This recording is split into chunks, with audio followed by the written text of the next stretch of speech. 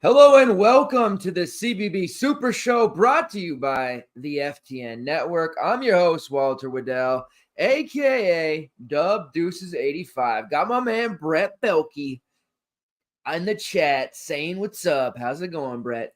We have a big day of college basketball ahead. Saturday, nothing better than Saturday hoops. The only thing better than like right now with these big Saturday slates is actually being in March or late February with conference tournaments and the big dance and all of that stuff. And honestly, it's going to be here before you know it. It's January 26th, little into January 27th already for some of you, which is just insane how fast it's going. Still plenty of opportunities to pad the bankroll, whether that's from DFS, prop betting, or just straight up betting opportunities. The team at FTN, between the DFS content that I provide, the prop betting content that Mike Kutry provides, and the just fire betting show and content that our chief content officer, Mike Randall, provides, it's chef's kiss for college basketball.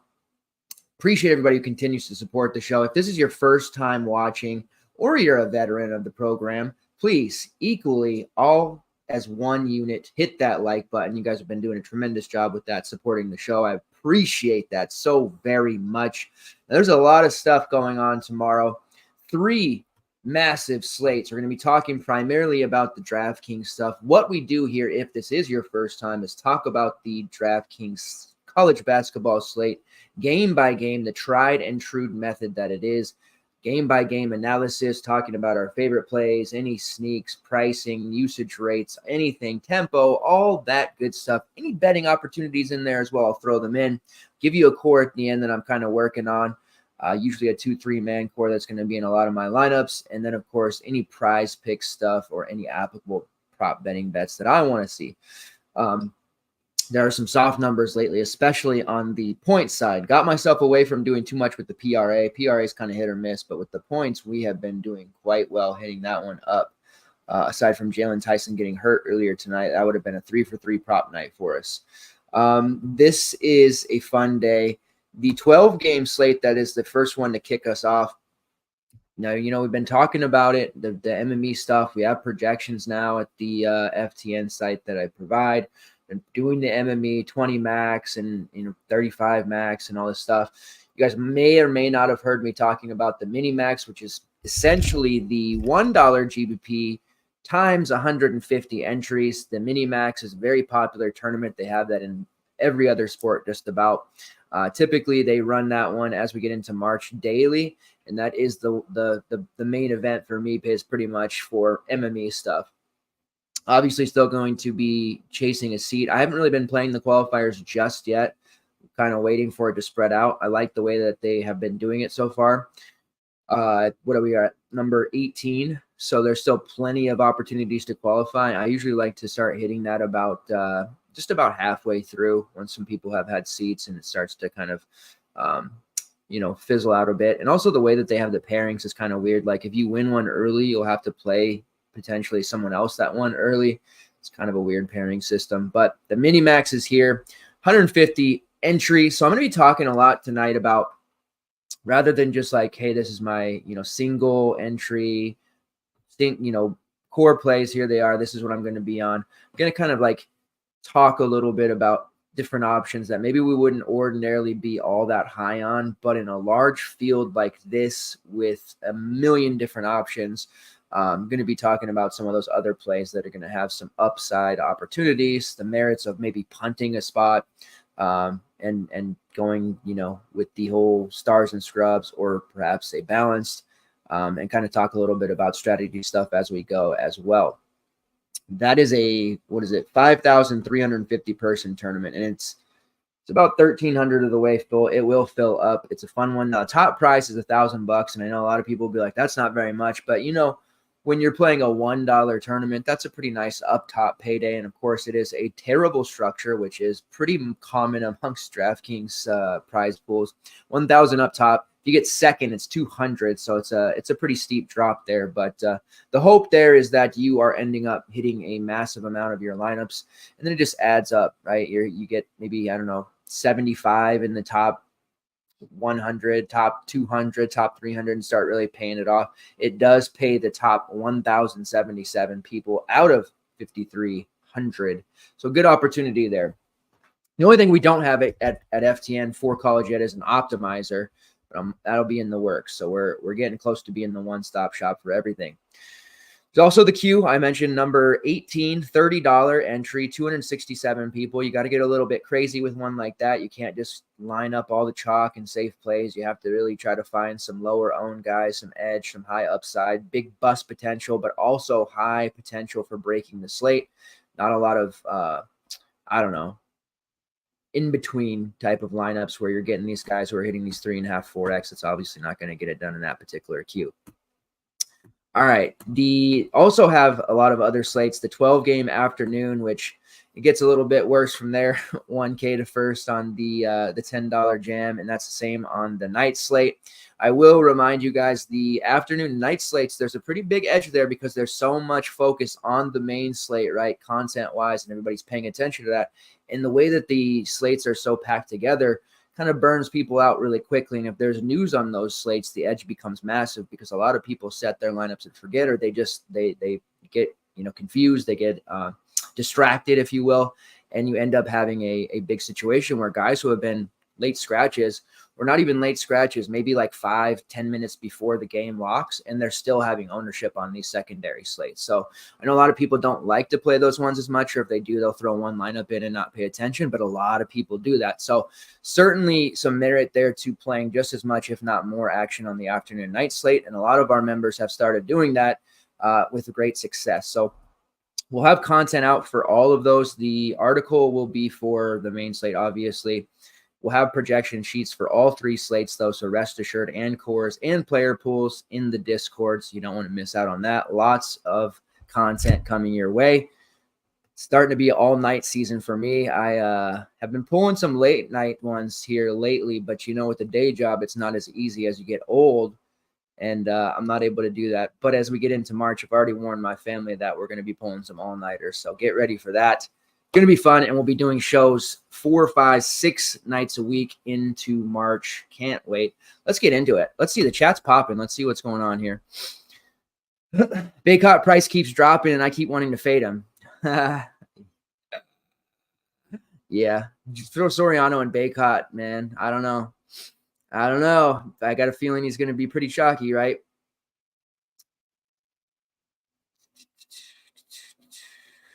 All right. Don't know what Coach Prime's telling about there. Hey, Steve's on the chat there. What's up, man? Appreciate you tuning in. Appreciate it. I'll reciprocate tomorrow when you guys have your show on, and supporting the CBB content across. There's not a lot of us out there, but there's good ones, and Steve is definitely one of the good ones there. So I appreciate you checking us out, my friend. All right, let's get into the slate here. It is a large one. I'm going to try and go relatively quick. I was going to share the screen tonight with the sheet there, but I didn't have it pulled together in time. So I won't be able to do that, but we're definitely going to get to that where I start sharing the screen here and kind of giving you guys some visuals besides just my face. All right, so Georgia versus Florida is the game we're going to start with here. Florida 7-point favorites, total of 160.5, highest total on the slate here. And this is a slate with a lot of, just juggernaut fantasy teams, right? Virginia, Houston. There's a lot of slower paced teams here, lower totals on this slate. So I have a feeling we'll see some good production here and probably some rostership early out for this particular game. Now, we've seen Georgia over the last couple of years. They've been a team that everybody wants to target against. This year, they actually have some pretty decent fantasy options. Mike White has them at 14-5. The win over LSU was a pretty nice win there. Some weird stuff happening there with the LSU reporting. Got to remind you, in college basketball, we do our best to find little news for injuries, any scratches and stuff, but there are still times where things just don't get reported and people get ruled out after lock. Sometimes it's unavoidable. Have to just kind of remind you guys of that. With the Georgia side here going up against Florida, Florida's defense has not been particularly great. As far as bleeding fantasy points, they play at the 20th fastest tempo. Right now, every time Florida's on the slate, I'm looking to mini stack against them, and we're having 150 lineups at our disposal. We'll be able to run some various game stacks here, and honestly, find ourselves a 3-4 man core we really like, and just combo around that. I'm going to talk a little bit about that later on as well. With Florida, they have a pretty tight rotation for the most part. Off the bench, Alex Condon, who has great overall rates, high fantasy point per minute player, doesn't quite get enough minutes at the price he's been lately to really warrant rostership there. You have Riley Kugel, who is kind of fluctuates from playing 20 plus minutes and gets really hot to playing under 20 minutes and not taking shots. It becomes very, very difficult to use him. Only 5.6K. And if you delve a little bit into his logs there and look at it, you'll see there's games where he literally, if you watch him as well, he will shoot every time he touches the ball. And then there's games where he's actually looking to avoid the ball. I don't understand what it is with Riley Kugel. He is somebody who was one of the 3 guys on my breakout list. Felt really confident in him as well, and have found myself barely using him all that much this season. Just had 3 games over 20 fantasy points, but that Mississippi State game wasn't taking shots. Also gets into foul trouble because he reaches a little bit too much, but he's sitting there at 5'6" against a Georgia team that is certainly fantasy friendly. We'll see what kind of ownership on Riley Kugel there, but at 5'6" has to be in consideration, most definitely. Tyrese Samuel, I like him a lot. The price of 7.3 is a little bit too high for me, but athleticism-wise, I feel like he's going to be a major problem for Georgia. Rebounds galore. He is going to be a pretty nice little GBP type look, because I don't anticipate people paying that price for him. But when you look at the rates for him, he's pretty solid overall. 23% usage rate, 12.5% offensive rebounding rate, combined rate over 30%. Doesn't really take threes, doesn't need to. Has a block rate of almost 3% and a steal rate knocking on the door of 3% as well. One of those guys who's going to give you some peripherals. Add in those categories. If he's knocking down shots and his offensive game is kicking, you see sometimes he's scoring 17, 20 real points, then he can really put up a big score. But 7.3, like I said, is a little bit high. It's down from where he's usually been at, but I would have preferred to see him a little bit cheaper. Now, the player in this game that I feel like is not going to get any love or rostership is Walter Clayton. Still high usage rate, high shot rate, doesn't have a ton of blow-up games, at least recently. He did have a 30-plus performance on the road against Ole Miss, kind of reminding people how good he is offensively.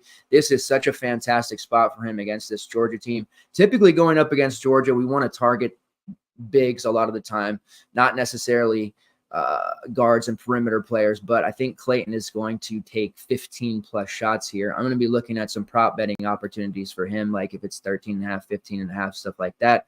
I feel pretty confident in Walter Clayton. He's going to be somebody that's a big play for me in my GPP pool for this slate. Speaking of bigs, besides Condon, who's there at 6K, if he was like kind of, we always say it about our guy Broom, they're not the same player at all, but like as far as a fantasy point per minute aspect goes, if Condon was like a 33, 35 minute player, he would just be busting slates open all the time. Doesn't happen. He's sharing those minutes with Hand logged in, but we are seeing him play mid-20s, at least in conference play here, with Micah Hand logged in playing about the same. They split those minutes there. There's a foul risk for Micah there. If he were to pick up some additional fouls or not be effective, we could see Condon have a nice sneaky game, but it's so hard to get there for him at that price, knowing that he's not going to get big minutes and he's not a starter. Very easily play under 20 minutes as well. But those are the 2 guys that have the DVP spots in this particular game. On the Georgia side, always have talked about Silas Demery this season as a youngster. I've been a pretty big fan of his coming up. He's priced up there to 7K. He's been playing extremely well.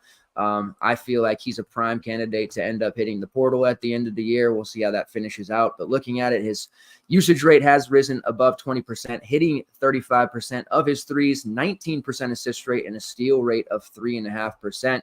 Freshman is just improving with each and every game. In SEC play, has one of the best true shooting percentages in the country, and he's drawing almost 7 fouls per 40, which is the second best rate in the SEC. Able to draw fouls, get himself to the line. I think he's going to have himself a pretty nice game, but the pricing on him isn't that advantageous either.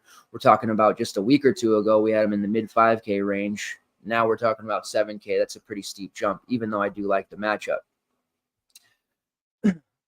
As far as the rest of Georgia goes, outside of maybe Abdur-Rahim, who's also equally expensive there and has a very wide range of outcomes, I don't have all that much liking for the rest of this Georgia team, even though the matchup is good.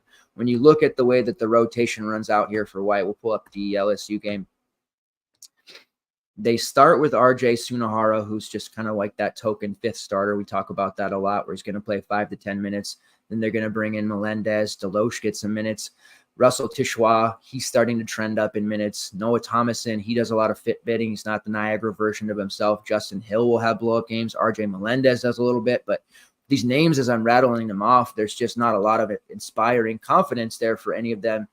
I would love to see them play Blue Cane 30-plus minutes. That's not going to happen just yet. So I think the prices are pretty fair for most of these Georgia guys, and it's a shame because being the highest total in the slate, usually when people or more casual players end up playing these slates, they're just going to go directly to that highest total, and they're going to stack it up. We do have players below 6K that are going to project probably fairly decently overall, but there's just a lot of risk there because it is still Georgia, and the fact of the matter is they don't have any consistency with these guys. So I do like Melendez a bit at 4.8 there if we could get his minutes back up. Rebounds at a pretty decent level. Has shot well in SEC play, but his overall upside hasn't been there, which has led his price to drop to 4.8K. Certainly in play at that price, but there's some other options here much better that we want to look at. All right, next game on the slate here, Nebraska versus Maryland. The Terps 5-point favorites, total down there at 141. The Terps, man, I just, Julian Reese is our guy. He ended up having a really big game, but the way this team plays under Kevin Willard is just, I know they got the win over Iowa, but they just look awful. That's brutal to watch as well. One of the slowest paces in the country. Defensively, they have the chops to really, slow down anyone, but their games are just nasty. And the way that their offense runs, it's just very pitiful. It leads to a lot of Jameer Young shots. Julian Reese sometimes has to get all of his stuff on putbacks. Right now he's just an elite rim shot blocker. He's rebounding extremely well, but it's kind of like Soriano in a way. It's like there'll be possessions where they just don't get him the rock or they don't get him an offensive possession. He has to go get the rebound, and that gets really frustrating. But he is doing a very good job on the glass, unlike what we've been seeing from Soriano and Bacot lately. Although our guy Joel did have a nice game last time out. He is one of those forwards that falls into that trap there with the guards just forgetting about him a little bit. Jameer Young, he has never met a shot that he won't take. High usage rate across the board, 31%. That's top 40 in the country, 31% shot rate, shooting 36% from long range, over 100 attempts, but he has an assist rate of 30% as well. Total package there on Jameer. Price is always going to be up almost 9K. That is a pretty steep price with the new DK dynamic pricing. But at this point, you know what you're going to get with him. He started off extremely slow against Iowa in a great matchup, but he ended up having a nice second half, putting up almost 40. You know what you're going to get with him. As far as the other options not named Jameer Young or Julian Reese, it gets really difficult to trust or want to use any of them. Now, last slate, we had a pretty decent projection, not like a gangbusters one for Deshaun Harris-Smith, but his price below 5K. We figured he's going to play 28 to 30 minutes roughly. Ended up playing 25, but just did not pan out. Couldn't get anything going. A bunch of foul trouble. I think I'm going to be very sparing. I'm going to use sparingly amount of Harris-Smith. Not going to go as heavy as I did last slate with him.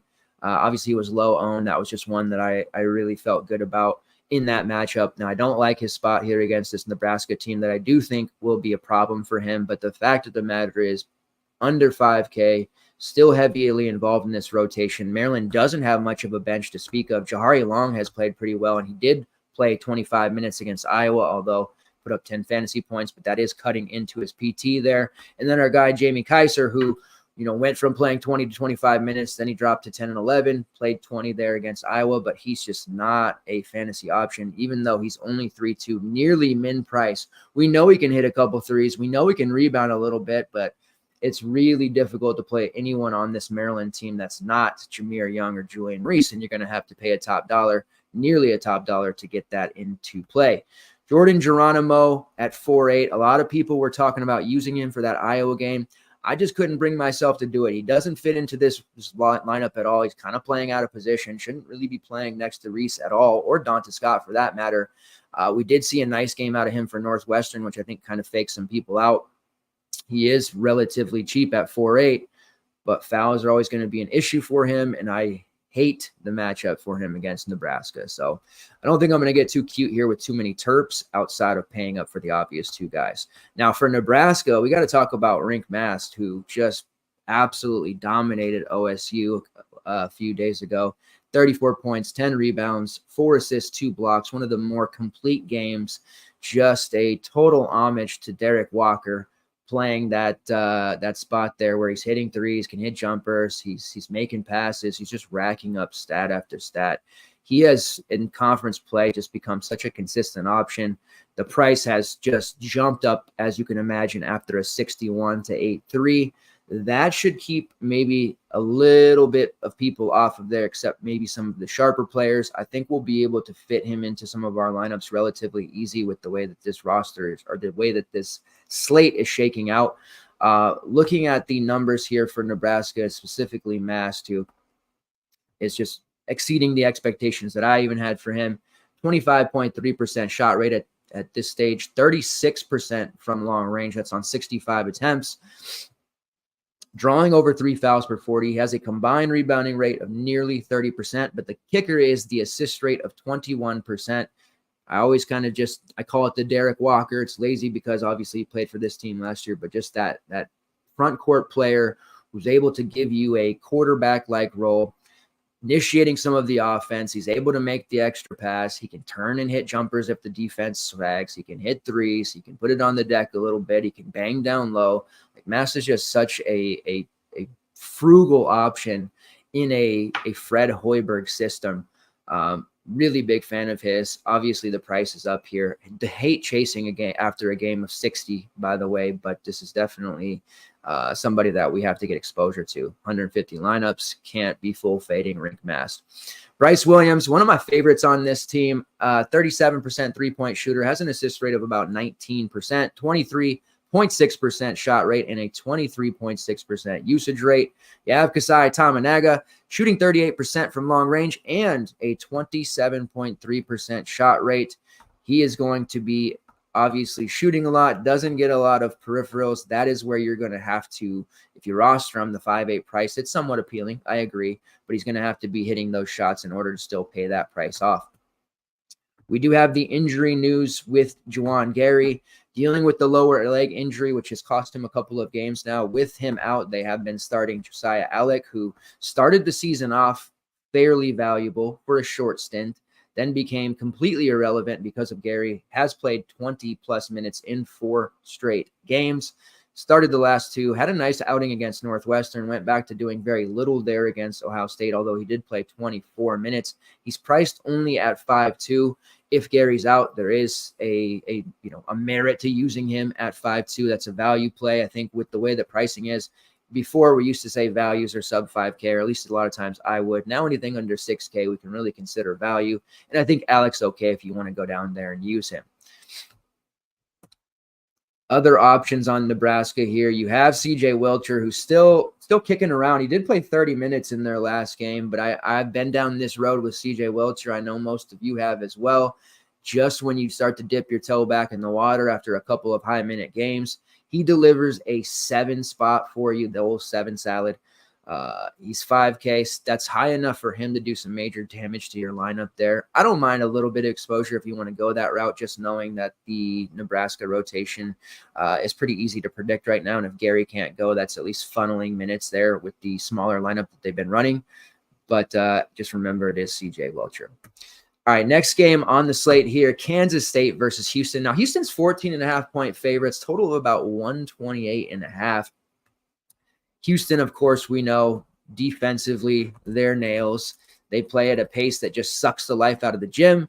They are going to absolutely muscle and push this K-State team around. They are at home. Now, I still like Kansas State. I know that they're not quite as good as last year. It's probably an understatement. But Jerome Tang has them playing pretty well. Against Iowa State on the road, they did lose 78-67, but they were kind of in it there for a while. Had a pretty impressive win at home over Oklahoma State. So they're playing pretty well. We know Cam Carter, Tyler Perry, Arthur Kaluma. That is a strong trio. Their starting five is pretty solid as well. But anytime Houston is on a slate, coming to town with their number one defense on Ken Palm, I don't typically like to target against them. Now, the BYU game was interesting because it looked like they were going to lose that one for a time, and BYU had some pretty solid performances from Noah Waterman, who was getting whatever he wanted, and Jackson Robinson, who was using some of his athleticism to make things happen. But I don't feel very good about this K-State team against Houston, so I'm probably not looking to target too many of them. As far as the Houston side goes, Jamal Shedd's a bit of a tougher player for me to peg. We all have those players in our life that, we roster them, they dog us, we fade them, they go off. And for me, it's definitely Jamal Shedd. Priced at $8K, it's high enough for me to get away from. Now, he typically has a pretty strong floor, and he has fantastic rates across the board. So you'd think it wouldn't be a player that anybody would want to shy away from. He's 6th on the Ken Palm Player of the Year rankings, which I know is probably going to make some of you surprised. Usage rate over 24%. He has the 5th best assist rate in the country at 41.5%. But defensively, he's bringing those stocks. Block rate of 3.5%, steal rate of 5%. That's top 12 in the country. He's just like the perfect player for this team and this program. I just haven't had the most luck with him when it comes to DFS purposes. Might look at some props for him. Instead, I want to look down at some of the other players that we're going to get a steep discount from, especially Manny Sharp, who's sitting there at 5.7. Had a real gruesome game against UCF. That UCF game, I don't know how many of you watched that. That was putrid. Like, offensively, that game set back 20-something years. Neither team could make shots. It was awful. Sharp shot 0 for 7. He fouled out in 20 minutes. It was just like a dreadful game. That caused his price to dip a little bit. Had a nice outing against BYU, although he still didn't shoot the ball particularly well, but he did put it on the deck. He generated some fouls. He got to the foul line, hit 7 of 9, had 9 rebounds, still did his thing there, 24.5 fantasy points. At 5.7, I like him in this spot against Kansas State. He's the one that I would want to have more of than Shedd, not just because of the steep discount, but just because I still think that Sharp is going to be a little bit more overlooked. He is a very streaky scorer. He can score a lot of points. Doesn't do it as often as we might like to see. This Houston lineup is a little bit more balanced. They do share the rock a lot. They don't mind who is going to be hot. They kind of just ride that hot hand. But Sharp is somebody that I think could get it going. Against Iowa State back in early January of this month, he took 10 threes, hit 5 of them. Like I said, a streaky shooter can get hot.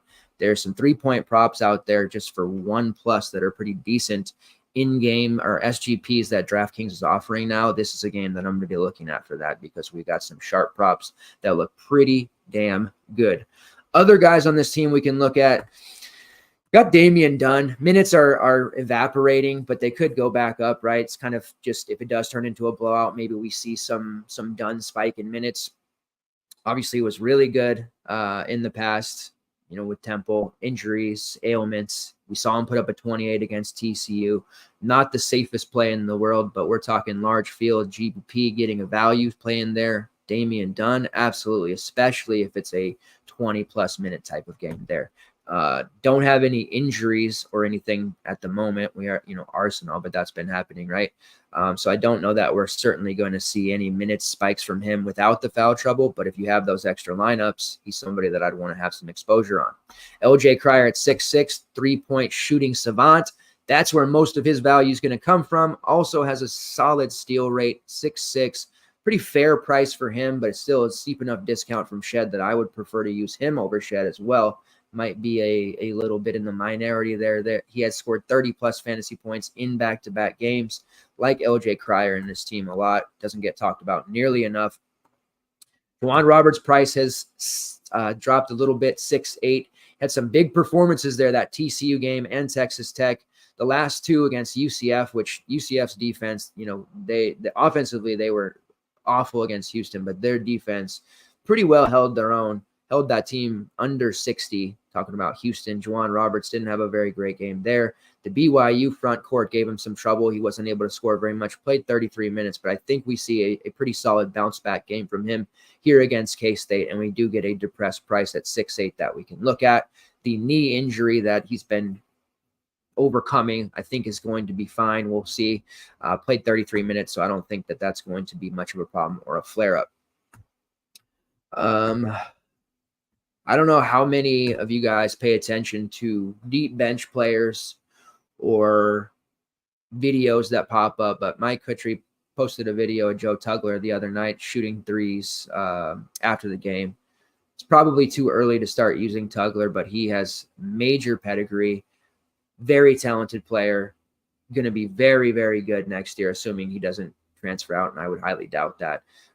But this is a player at 4-1 that I really like. If the game does get out of hand and we get a minute spike there for Tugler, he's just such a solid prospect long-term. I sometimes have to stop myself from those guys because you guys know how I am, Brandon Murray's and certain players. I want to be early on players like that. That's kind of my thing that I try to preach about, but I don't want to be so early on a guy that we're talking about, 8 minutes and he's not going to pan out. And it's not as if he's a super cheap option at 4-1, but he does have elite block rates, really strong rebounding rates. Fantasy point per minute number is solid as well. Only a freshman. Keep an eye on Joe Tugler as we go. Somebody who I feel like could usurp Javier Francis at any time, but we'll see. It might take an injury to get him there, but he's getting better each and every game. More minutes should hopefully be coming his way. All right, I already mentioned on the Kansas State side, don't have a lot of love. Like the Tyler Perry price at 6'5", that's pretty intriguing considering the fact that he's very rarely ever this cheap. It is a quote-unquote buy low opportunity. I believe this is the cheapest he's been all season long, but we have to consider just how tough this matchup is going to be against Houston. They're going to be in his shorts. He's not going to have any uncontested shots, and when that happens to Perry, he tends to end up shooting 2 for 15, 3 for 18. He's going to have volume for sure, but it's going to be a really tough situation. Had this game been a home game, maybe I could start to talk myself into it a little bit more. Probably still have him somewhere at that price, but he would not, for me, would not be a main team option. And it's not as if he's been blowing the doors off of in-conference games anyways. Had the Baylor game where he put up 40, but a lot of times he's struggling. Just had a game against Iowa State, 7 points, 5 assists, 3 rebounds, but he did turn it over 4 times, 2 for 9 from the field, only 17 fantasy points. That would be a disaster still at 6'5", and I that was in 36 minutes. Could be looking at something similar here against this Houston squad. So tread carefully there. My guy, Will McNair. Don't think I can use him here against Houston, but I do like McNair. Hope he has a bad game so that price can go back to like $5K for next time. All right, let's check in here.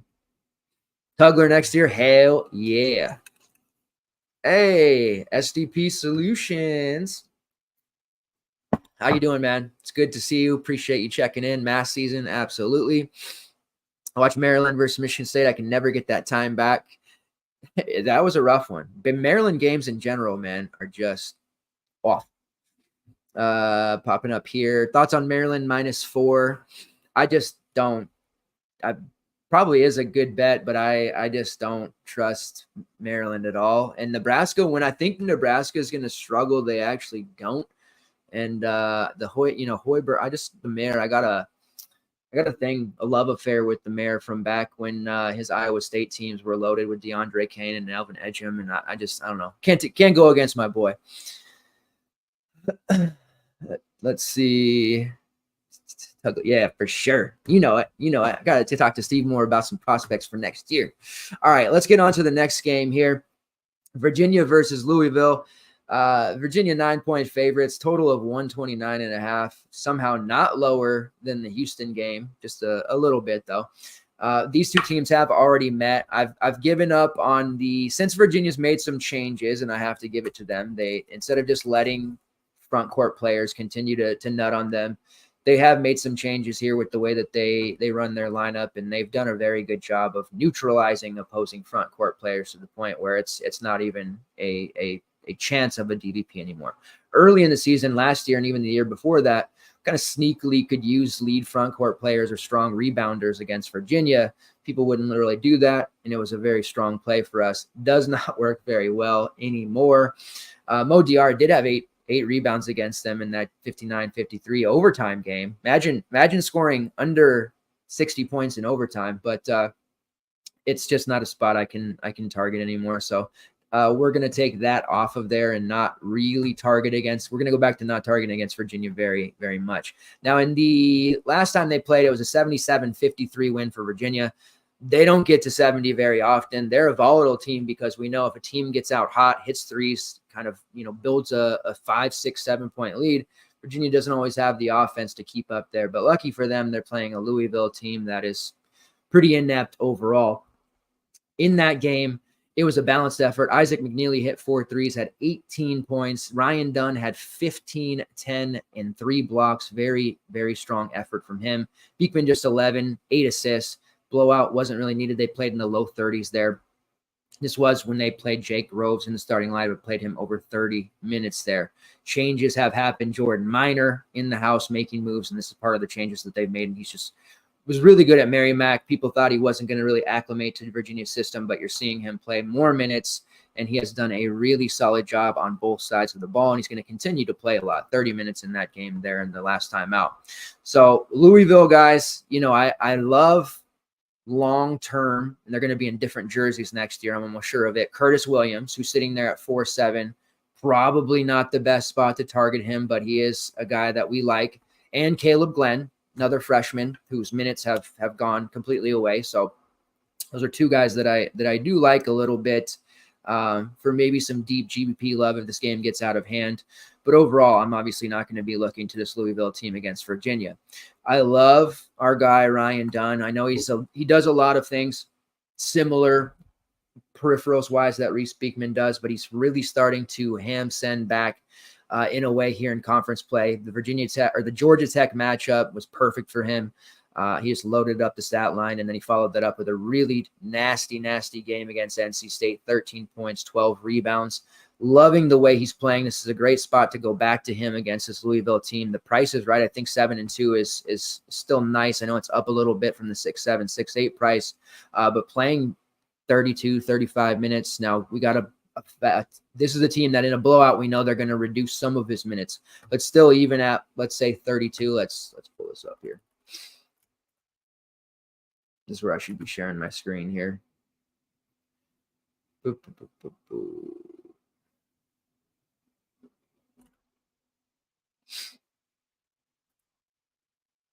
Hold, please. There we go. All right. So right now at 30 minutes, he's just like, 4.5x kind of thing. So if Louisville keeps it close, we have 33, like he's a slate breaker. I think 30 is a safe number to put him at. So obviously at 7-2, one of my favorite plays there. Much better, I think. Well, not much better, I shouldn't say that, but you can save a little bit of money from Beekman. He should also throttle them here. I worry with Beekman at 8-1, though. The second half kind of not needing him, stepping off the gas a little bit. Not that Virginia has a mode that's out of turtle, but I think Beekman could end up severely, losing minutes in the second half there if things get out of hand. So I will take the discount on Dunn because he could very well have most of his value in by halftime in this spot here. You do have 5'9" Isaac McNeely, high shot rate, taking all of those threes. streaky in a way, but they're committed to him. They're going to play him lots of minutes. He definitely, even in blowouts, still sees 32 plus. All that time they've taken in developing a shot. They're just, like I said, committed to him. So they're at 5'9". You can use him if you want.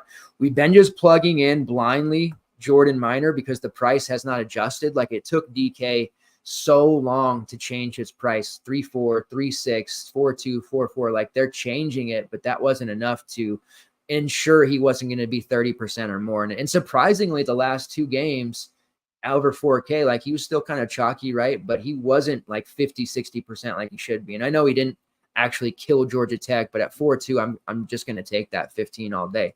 Now he's 5'8". It's an actual decision. Mary Mac Jordan Minor was an absolute beast. Don't know how I feel about paying 5'8" for him at the moment. That seems like it might be time to jump off. He's been very good for us. There's no reason to think he can't play really well in this spot. But there's just a lot of the upside gone, almost all of the upside gone at 5'8" there. So we're talking about he puts up 20 probably, and we can find some better value there. All right, let's move on. I don't talk about that game anymore. Georgetown versus Providence, total of 142. The Friars 11.5-point favorites. I think that this will be a fun one, right? Because obviously Ed Cooley coming back, playing Providence. It's probably going to get booed by some. Some will cheer, right? But we have a couple of Friars fans in our Discord, and they both hate Ed Cooley. So I think the general consensus of the hardcore fans of the program will be to boo him. Providence 13-6. Obviously, they had the nice win over Seton Hall. It took a Herculean effort to make it happen without Kaderi Richmond, but they did get it done. Devin Carter, absolute stud, playing every minute of the game. Ticket Gaines playing every minute of the game. Jaden Pierre playing like 35 minutes. Josh Oduro playing 32-plus minutes. So, with this short rotation, anyone in the starting 5 outside of Corey Floyd, or if they decide it's Garwe Dual time, is going to play monster minutes. And that's usually where you want to stick to on your exposure. This is obviously a great matchup against Georgetown. Cooley doesn't have his guys in there. Jaden Epps is his guy, I suppose, but they're just giving up a ton of points. They're scoring a ton. The fantasy environment for Georgetown games right now is spectacular. You're going to have to pay up for any of those top 4 guys on Providence, starting with Devin Carter, who's there at 9.3. We get a slight discount from what we did at Seton Hall against 9.8. He scored 35 there. Wasn't the best game for him, but what can you say about a guy who, when he puts up a 35, which was 14, 6, and 6, and you're like, he could have done more. It wasn't great, but like his upside at this point and the way he's playing without Bryce Hopkins, he's just like a near lock if you're running one lineup only. And I know it's expensive, and there are some options to make it happen. There's also some pretty nice options in that 7 to 8K range, which there always tends to be lately. But I don't know how we cannot just plug in Devin Carter if you're running one lineup only. Looking at his rates, 78.4% of the available minutes, which that's even higher now. 27% usage rate, 28% shot rate. He's making 36% of his threes despite taking more volume without Hopkins. Throughout the course of his career, 2 other seasons, he was about a 28, 29% shooter. So he's raised that number. And he is top 20 in the Big East right now as a 3-point shooter. Defensive rebounding rate, second best in the Big East. Think about all the strong rebounders in this conference and front court players. And you've got Devin Carter out there, all of 6'2", 6'3", and he's out there making things happen, grabbing rebounds fearlessly. And he has the second best defensive rebounding rate in the entire conference. Just total sicko. Also has a near 27% assist rate in conference games. Overall, this season has been 22%. Steal rate, 3.5%. That's 6th best in the conference, drawing 5 fouls per 40.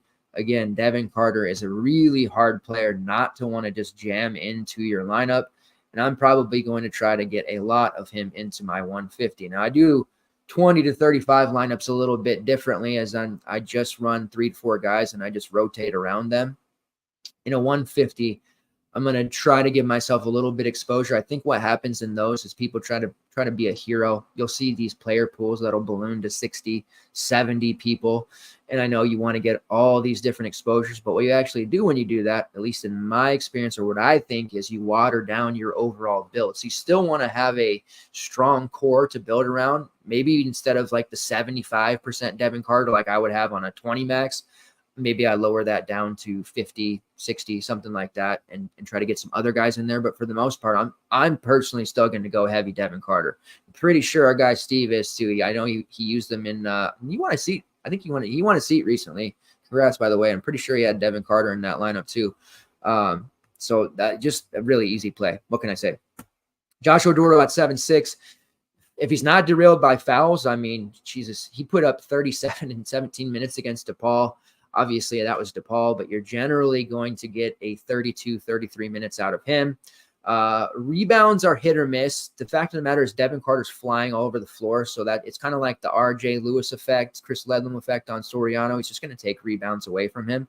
Or Oduro is just such a gifted scorer. Like, he's got post moves. He can hit jumpers. He's just really fun to watch. If you enjoy watching bigger guys like, putting on the deck, making things happen, hitting shots, doing post moves. Like, if you enjoy that, watching Joshua Duro work is a thing of beauty. So I do like him at 7-6, probably a little bit harder to play considering we're going to be so high on Carter, but it won't stop me from having some exposure there against Georgetown. Everybody's typically in play. Ticket gains there at 6-3. After having such a monster game, I'm curious to see what the chase factor is going to be here. It's still a relatively cheap price for him. We know they don't have a lot of other options, so he's going to continue to play a lot. But how often do we see where, he's out there for 8, 9, 10-minute stretches and there's just nothing happening? I would not expect him, even though this matchup is prime, to put up such a huge number again. A lot had to go right in that game. He hit 5 threes, which he can do that, but how often? He ended up with 2 blocks, 3 steals. Like, he was just making so much things happen that we would have ordinarily saw a lot of those stats come from Devin Carter, which I think will be the case here. So I'm not going to be chasing too much ticket gains. Might hurt me because the matchup is so good, but overall, like, I think that's kind of a leverage fade for me. Don't love Jaden Pierre at 6'4". He's really reliant on shooting threes, although he has been putting up 20+. Not a lot of upside there for a guy that is just basically a scorer for the most part. And then you have the 2 cheapies there. Garwi Duell, if he starts, he's not really looking like the NBA prospect that he was hyped to be early in the year, but there's still time. Comes back next year, he can be good. And then Corey Floyd, you're going to get with Corey Floyd a lot of fit bidding, as they say, not shooting the basketball very well right now. A guy that if he's not making threes, he's not really giving us a lot. So even at 3.5, if you think 25 minutes, there's really no guarantee there. That is one of those moves where it's less, drone on here. It's less about what he can actually do for you with his score and more about the savings he provides you. And that if you pay up for a Carter or one of these other guys, that they put up a 50, 60+. That's how you're going to have to look at it with Corey Floyd. He is not your 10X play of the day, Mark. I'm sorry. All right. As far as Georgetown goes, Jaden Epps, man, I've just been rostering him nonstop. Not particularly great against Butler there, but the game against Xavier, geez, so good. When you're Ed Cooley's guy, you have limitless upside because there's no shot he won't let you take. We've seen this over the course of, a long time, decade at Providence, Bryce Cotton and Chris Dunn and a couple of others, really good guards. So Epps is in that, mold where he's just going to continue to fire 18 to 20 shots. Sub 8K price point for him to me feels really cheap. Assist wise, we know he's kind of limited because his teammates aren't always all that good. But he's going to be in a game here where he's going to be taking a ton of shots. When they are stagnant on offense, he's going to be taking them. I think we see a nice little battle here between him and Carter. Defensively, he might get cuffed slightly, but that volume is just really hard not to look at and feel extremely excited about. It's not as if he's 8.5, 9K, something like that, under 8K. There's just a lot of upside there for him overall, and that is going to be a player that I am going to be highly interested in. The last few slates, he hasn't been that highly owned. Against Xavier, he was like 28%, but that wasn't the hugest slate, I don't believe. Looking at it right now, doesn't project all that well at 35 minutes, but that's one of those plays where I think that he just volumes his way there. But defensively, matchup-wise, it's clearly not the best spot for him. Only like to use Supreme Cook in elite matchups where he can use his height, strength, and body to push people around, get on the glass like he did against Butler. UConn game, he was super impressive. You reran that game with a healthy Klingon playing full minutes. I don't think we see him do that. Going up against a Providence team that does have a little bit of size, I think foul trouble will bestow upon Supreme Cook. So not paying the 6-8 price point for him there either. And that really doesn't leave us with a lot. We have Ish Masood there at 4-6, who has really fallen off the face of the earth lately, not even playing over 20 minutes in either of the last two games. It's like 19:55, something like that. Jay Heath coming off 2 games ago where he put up a big 38, but then reminded you that he was, in fact, still Jay Heath by putting up under 15 fantasy points against Butler. So at 5'8", be careful with Jay Heath in this matchup. Seems to be finally somewhat healthy over the million of injury and ailments that he has, but this is really just Epps or nothing for me on the Georgetown side, and then obviously a lot of Carter. All right, next game on the slate here, Seton Hall versus Marquette. Marquette 9-point favorites, total of 146. The news started to break there very late, but if you paid attention, then you knew Kadary Richmond, who wasn't warming up, then he was in street clothes, then he was out. Not playing there against Providence. That allowed Isaiah Coleman to be inserted into the starting lineup, and Coleman has a tremendous amount of talent and ability. He's obviously very young, very raw, but we've seen earlier in the season when given extended minutes, he performed at a fairly high level in the non-con. 32 minutes against a tough Providence team in which he shot 5 of 8 from the field, 11 points, 5 rebounds, added 2 steals and a block. 25 fantasy points at only 3-4. Now he's sitting there at 4-3. We have, let's see what the latest is here. Got the official questionable tag here on Kadary Richmond. Didn't see any news earlier. Just wanted to, before I misspoke, if anything was updated. There is not. So as of now, we're going to be going into night time without any definitive answer there. We'll wake up and know as he's warming up or not. So we'll see how that works out. If not, obviously Coleman will end up being ridiculously high owned, 12-game slate. Even in the large field tournaments, you'll kind of just have to plug him in. As far as Seton Hall went in that game, it's a pretty disappointing effort from Dylan Adewusu. I know he had 10 rebounds, but offensively 0 for 9. That wasn't great. Dre Davis was okay. Alamira Dawes had 26. Like, we're no longer taking unders on Dawes. We didn't in that game because without Richmond, but Dawes is just in this like heat check mode where you really don't feel comfortable rostering him, but you don't feel comfortable fading him either. It's like, and I'm damn sure not touching his props. So we'll see what happens there. They ran their usual 4-pack of Betty Davis, Adewusu, Dawes with Coleman in the starting lineup there. The bench still pretty short. Elijah Hutchins Everett played 13. Jaquan Sanders played 12. I thought Malachi Brown, who's the other talented freshman guard, would get some additional time there, but he only played 4 minutes. Not quite ready for Big East play just yet. On the Marquette side, gotta love the usual cast of characters, but they're expensive. Tyler Kolek sitting there at 8'8". Oso Ighodaro at 8'5". Oso, man, I have to give him his flowers because coming into the season, I felt like he was going to get muscled around. I didn't foresee him being such an elite rebounder that he was. I mean, obviously last year he put up those numbers, but I just felt like body frame wise, he wouldn't be able to withstand some of the Big East big men that he was going to be coming up against. And he's just continually putting up huge numbers to the point where, at 8'5" against Seton Hall's front court, especially, kind of feel interested in paying that price for him. I'll get some shares somewhere. I mean, he's literally on the floor 36 to 38 minutes. That's just impressive what he's been able to do and keep himself out of foul trouble. I suppose playing with a guard such as Tyler Kolek kind of makes the game easier for you.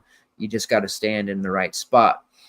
Looking at it, Doesn't have the highest usage rates, but he's super efficient, has a 11% offensive rebounding rate, 26% combined, draws almost 5 fouls per 40, has a block rate of 4% as well.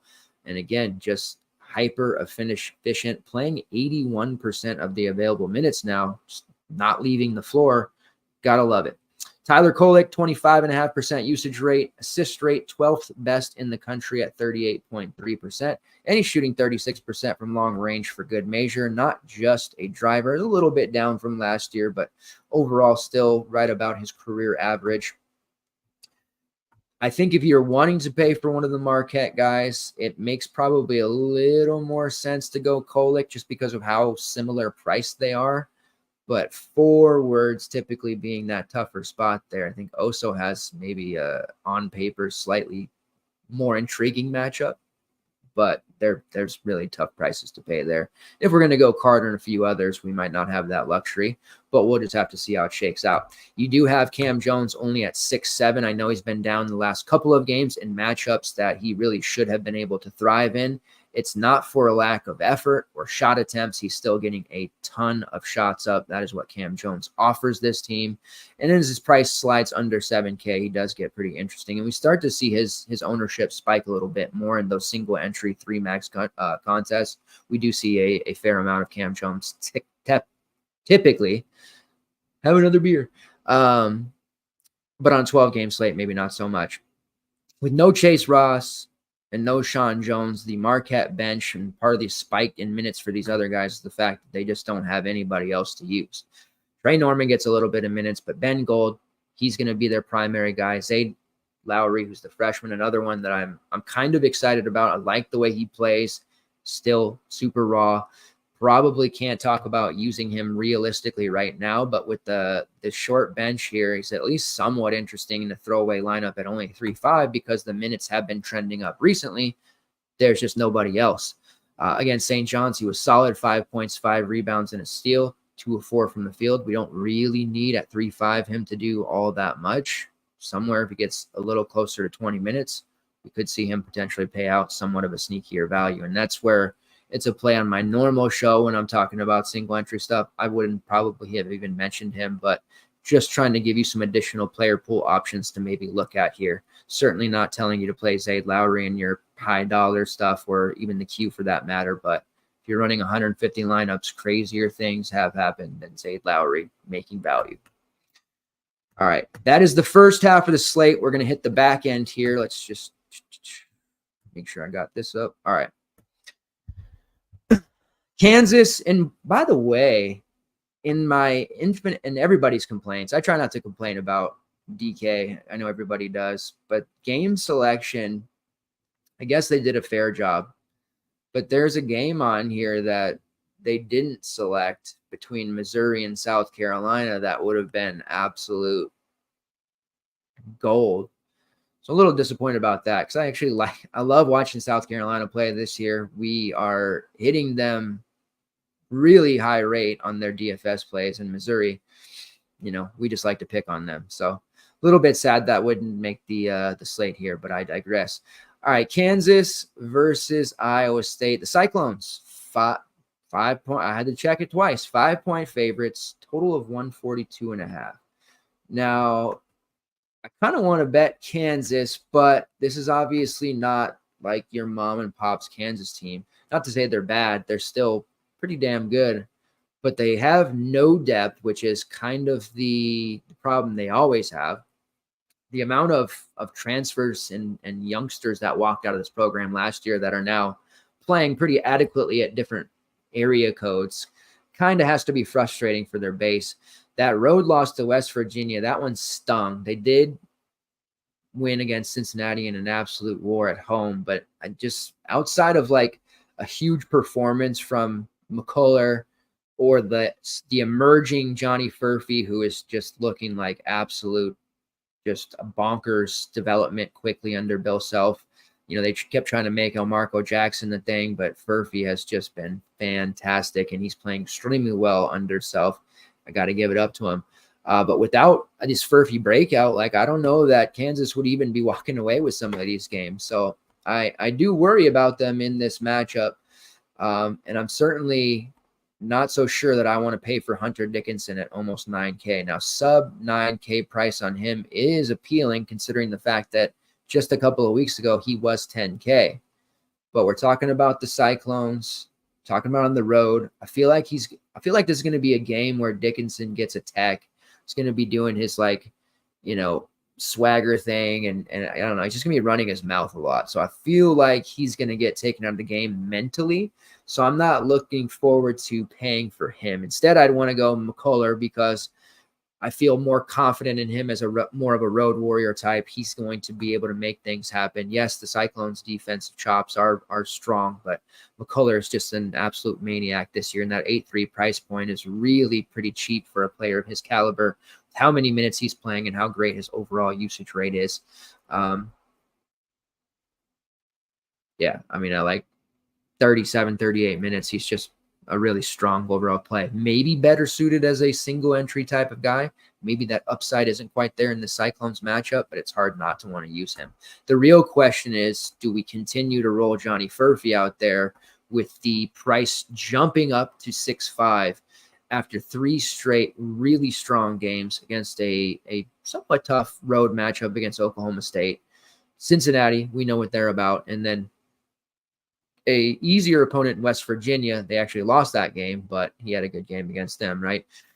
This is a real big road spot. I sometimes worry about younger players in these type of games.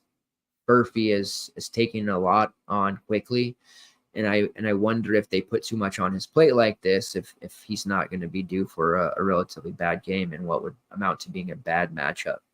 He's probably going to play 35 to 36 minutes, though, because who else is Kansas actually going to be rolling out there? Outside of their starting 5, which every single member played 30-plus minutes last game, they have Elmarco Jackson and they have Parker Brown, but Nicholas Timberlake, just the biggest whiff of the portal there, not playing. Jamari McDowell, who's another freshman, but too raw, probably going to transfer next year and then end up scoring like 20 points a game for Tulane or something.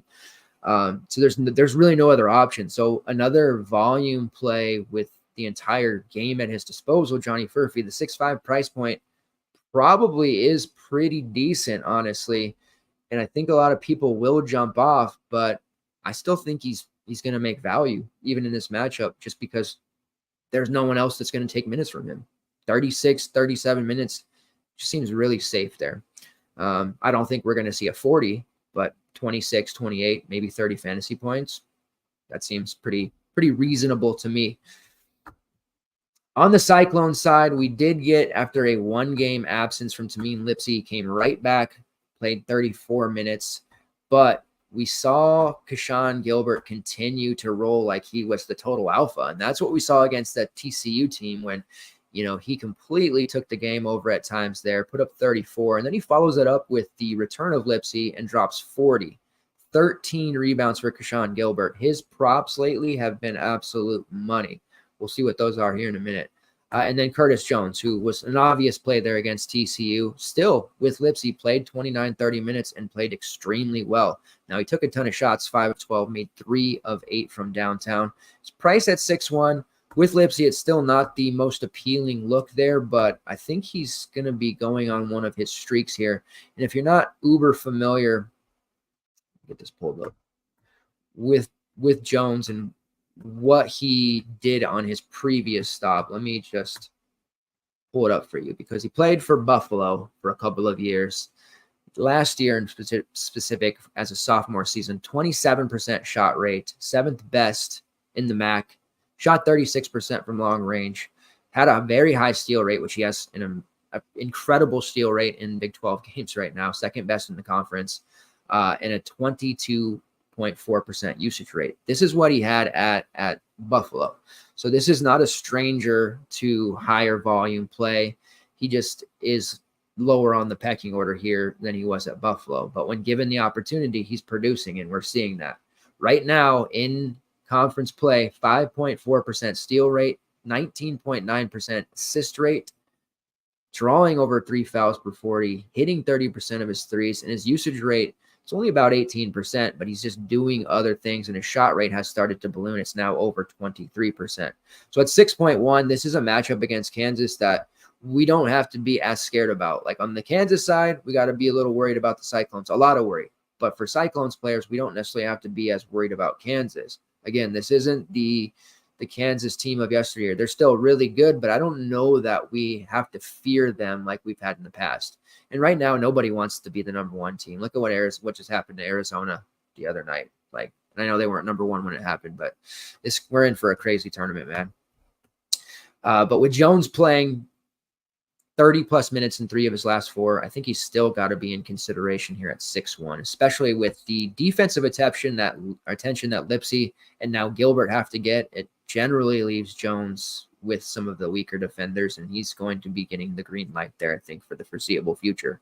So I am on board with using him at 6-1 if you are looking to get exposure to this game. Starting to really like this Iowa State team. For a while, I was avoiding their games. Lipsy got priced out. He couldn't even use his props because of it was like 30 PRA. Can't really use that. But right now, I'm a big fan of this Iowa State team, and playing against this Kansas team. When you look at Kansas,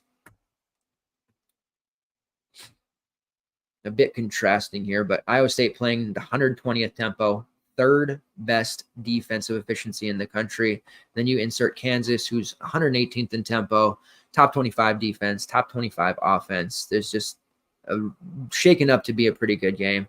I do think betting Kansas, just because it might be like a 2-point game, could be in play here, but I'm certainly going to be looking at the Iowa State guys. I think that starts with Lipsy. It has to, because he's 7-2, Gilbert 7-1. And I know Gilbert's been crushing it, but Lipsy at 7-2 is just an absolute gift in this spot. He is a player that has been priced at over 9K at times this season. He's been trending down, but you got to, he's coming back from the shoulder issue that, may or may not have still been bothering him there against Kansas State. But we're talking about a player that for a time through all of December and into early January was putting up 40s with regularity. 40, 46, 54, his non-con. He had one of the more impressive non-con runs of anybody else in the country. And now we're getting him at 7-2, which is a price that he hasn't been since late November. It's going to be really difficult not to want to jam him into everything. And I think a lot of people will probably think that as well. And anyone that runs projections or does their thing on spreadsheets is going to see that. So I do expect some ownership there from Lipsy, and that's just a long-winded way of saying that he's going to be a pretty fat core play for me. Other options besides the guards here, and Gilbert's a good one-off type leverage play there. If we think Lipsy's going to be chalky, and I do, Gilbert makes sense in the large field there in case he continues his run. Jones, not as much, but at 6-1, I do like him. Trey King at 5-5, 29 minutes. That's a certainly considerable value option, sub 6K. I know he was awful against K-State. He fouled out in just 16 minutes. That is certainly something that has to be in consideration here with having to deal with that Kansas front court. But I think we do see him get back into the 25, 28-minute range. If he doesn't get fouls, he's going to be trending towards 30, and this 5-5 price point is pretty cheap for him overall. There are other mouths to feed here for Iowa State, but he's in that rotation heavily. Has a usage rate over 20%, combined rebounding rate nearly 30%, and steal rate of 3%. Shooting almost 60% from the field when not taking threes. Can't make threes, don't take them, Trey, but he is a very efficient scorer otherwise. All right, let's move on to the next one here. Cyclones mini stack feels kind of good for what it's worth. All right, I started late tonight, so we're only technically an hour in. Oklahoma versus Texas Tech. Oklahoma 3.5-point favorites, total under 140. This is not to be unexpected. This isn't like the Chris Beard Texas Tech, though. Defensively, they're still okay, but they're not the elite level. But Grant McCaslin is a fantastic coach. They play at a very slow tempo. Sooners, Porter Moser, just an absolute god when it comes to defense. They also play at a pretty slow tempo, top 21 in defense. Coming off a pretty tough home loss to Texas, they couldn't get anything going offensively. It was pretty much a back against the wall situation for Texas, if you could call something that in January, but Texas couldn't afford another loss there, I felt like, and they really, really showed out. Dylan Dessou over there. Big game for him. Dylan Mitchell, big game in the glass. Oklahoma, sometimes that happens. You brick a game, you bounce back. It was one of the first games in a long time that Javian McCollum just was awful. Generally, he's a pretty safe overall option that doesn't brick too much. It has caused his price to go down slightly. We're getting a discount here at 6.8. He is not a big field tournament type play, but I really like the way that he plays. And if you are running head-to-head, single entry, that stuff, or more focused on that still, Javian McCollum is a very safe play. Like if this was a mania like matchup starting today, I would probably tell anyone in a head-to-head, you want to play this guy. This spot against Texas Tech, 30-plus minutes, 10-plus shots, just a very, very safe overall option. Lacks some of that top-end upside, and that's just because Oklahoma has a system under Porter Moser that is slow. But you look at it, 26% shot rate, 24% usage rate, 24% assist rate, very good true shooting numbers, 36% from long range, and that's on volume, highest on the team at 110 attempts. Very, very solid. Otega Awe, one of the top offensive ratings on the team, shooting magnificently from long range, 56%, only 30 attempts though, doesn't have a lot under his belt, but when he takes them, they're generally going in. 4% steal rate, usage rate and shot rate both above 22% as well. He is less safe than McCollum, but you have a $6K price point for him. He was pretty ordinary against Texas, borderline awful, but 31 minutes. It's going to be on the floor for a lot. I think you see his rebounding numbers, which had been pretty good coming into that Texas game, pick back up here in the spot against Texas Tech. So Awe, a little bit of a sneakier look, I think. You do have a little bit of value spots here. They're not great, but Latrey Darthard did play 25 minutes against Texas. He only managed 6 fantasy points. That's tough. He is somebody who just isn't working out in this system. He's getting minutes because he plays defense, but it's not like Joe Bamisile from last year, but just offensively, he's giving them nothing. So pretty tough to get behind using him. He's one of those guys who, yes, he gets minutes, but if you're going to use him, you understand he's not going to do a lot for you, and you're hoping that whoever you paid for is going to make up that difference.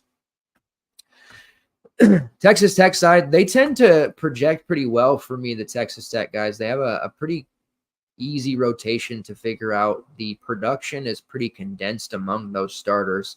And overall, it's whenever they're priced a little bit cheaper, you can kind of go that direction and feel good about it. Like Warren Washington, generally, the computer likes him a lot. I don't find myself rostering him too much in a spot like this, especially, but he's just been playing so many minutes. And you look at some of the matchups, like Houston, spot that he had no business playing well in. They did get their doors blown off, but he put up 32 fantasy points, and he only scored 6 real points in doing that. Whenever you get a guy who's able to put up 10 less or 10 below 10 points, another beer, and put up 30, you have to really pay attention to that. He's really good in this McCaslin system. He rebounds at an elite level. He is an absolute animal for rim protection. And the fact that he's been able to stay out of foul trouble for the most part and log these kind of minutes against teams like BYU, who also has a strong front court, Houston, Oklahoma State, Texas, like he's just really, really playing well. So this will be a stiffer test on the road against Oklahoma, but with the way that he is produced and his overall rates, he's got to be in at least some consideration. His combined rebounding rate is almost 35%. He has one of the best block rates in the conference as well. Somebody to at least look at there. I know it's a little bit spendy at 7.2, perhaps. If you're not running a balanced build, probably can't get there, but he is somebody that I like even on the road. The rest of the starting 5 for Texas Tech, not as exciting. Joey Toussaint at 6'1", it's at least a decent price for him. Don't love that spot, though, for a guard against Oklahoma, specifically a Porter Moser coach defense. I feel like that's a bad situation for him. I think Pop Isaacs at 7'4", he's probably looking at a semi-brick game. And then you have Darian Williams sitting there at 6'2". I actually like watching Darian Williams play a lot. He is really fit in well with this team. And his price is down. It was over $7K there for a time, but I again, don't love targeting perimeter-oriented players against Oklahoma. So if I'm using anyone, it's going to be Warren Washington, and that's a big maybe. All right, next game on the slate here, Texas versus BYU. Now, BYU, this is one of those spots I'm going to get into trouble because I have an affinity for Texas. Not their football program, obviously, but for basketball, definitely. BYU 7-point favorites, total of 150, just under 151. Malibu Rum. And just the fact of the matter is, I think this is going to be one of the best games on the slate. Like, there's overtime. To me, there's overtime potential. I think it'll be closer than that. I kind of like the idea of taking Texas +7 there. BYU has been really strong. All these new teams in the Big 12 that most people expected to struggle a bit, and certainly myself. Like, I didn't see UCF ever beating Kansas in their first year in the conference, but they are. Cincinnati's holding their own, and BYU is playing exceptionally well. Mark Pope has them at 14-5 at this point, and I know they just lost 2 tough games, the road game to Texas Tech, and then obviously against Houston, but this is a nice little spot for them here against Texas. Next Saturday, they have West Virginia, which is a winnable game, and then they have a string of tough ones, Oklahoma, Kansas State, and UCF, at least defensively. So this is a spot that they definitely have to win. Right now, BYU playing at the 115th fastest tempo. They're 11th in offensive efficiency per KenPom, 22nd in defense, 9th on KenPom overall. So show some respect to this BYU team in the Big 12 making things happen. They have a real strong group of players in their rotation. Now, we saw Trevin Knell a few games back. He missed a game, and he generally is a starter before he missed that Iowa State game. The last 2 games, he's come off the bench, but against Houston, he played 29 minutes. So we'll probably get to see him back into the starting 5. Last game, they ran with Dallin Hall, our guy Jackson Robinson, Noah Waterman, Ali Khalifa, and Spencer Johnson. I don't know if you're watching, Aaron, but we're not going to have any Mia Khalifa mistakes this time, my friend. And then Trevin Knell, Richie Sanders off the bench, still not really playing Atiki, or Husani Traore, which is kind of a surprise. I thought Traore at this point would get more minutes, but as good as Waterman's been playing and as adequate as Khalifa's been here in the Big 12, they just haven't really had to rush Traore back into big minutes and seem to be content. So looking at the BYU side, let's pull this up here. In my initial run through, quite a few of them were projecting for value. And this is to be expected with the way that Texas plays. Jackson Robinson at 5-4. If he continues to start, I think that's the play that I want to be the most involved with. I'm a really big fan of his overall. Obviously, that's not the reason I want to roster him, but the way he plays, contributes in multiple categories, shoots just a ton of shots. He has to be in play here against this Texas team. Now, he doesn't have the attractive game logs that some of the other BYU guys have, and that will probably keep his overall rostership down. But this is one of those sneakier looks here at 5-4. He's been a little bit overpriced coming off the bench with Nell, but even when he comes off the bench, we still generally see him playing 25-plus minutes.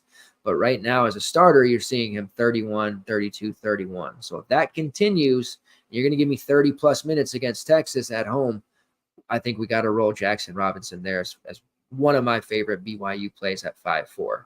Nell at 6-1, we're starting to get to a price with him where that becomes intriguing.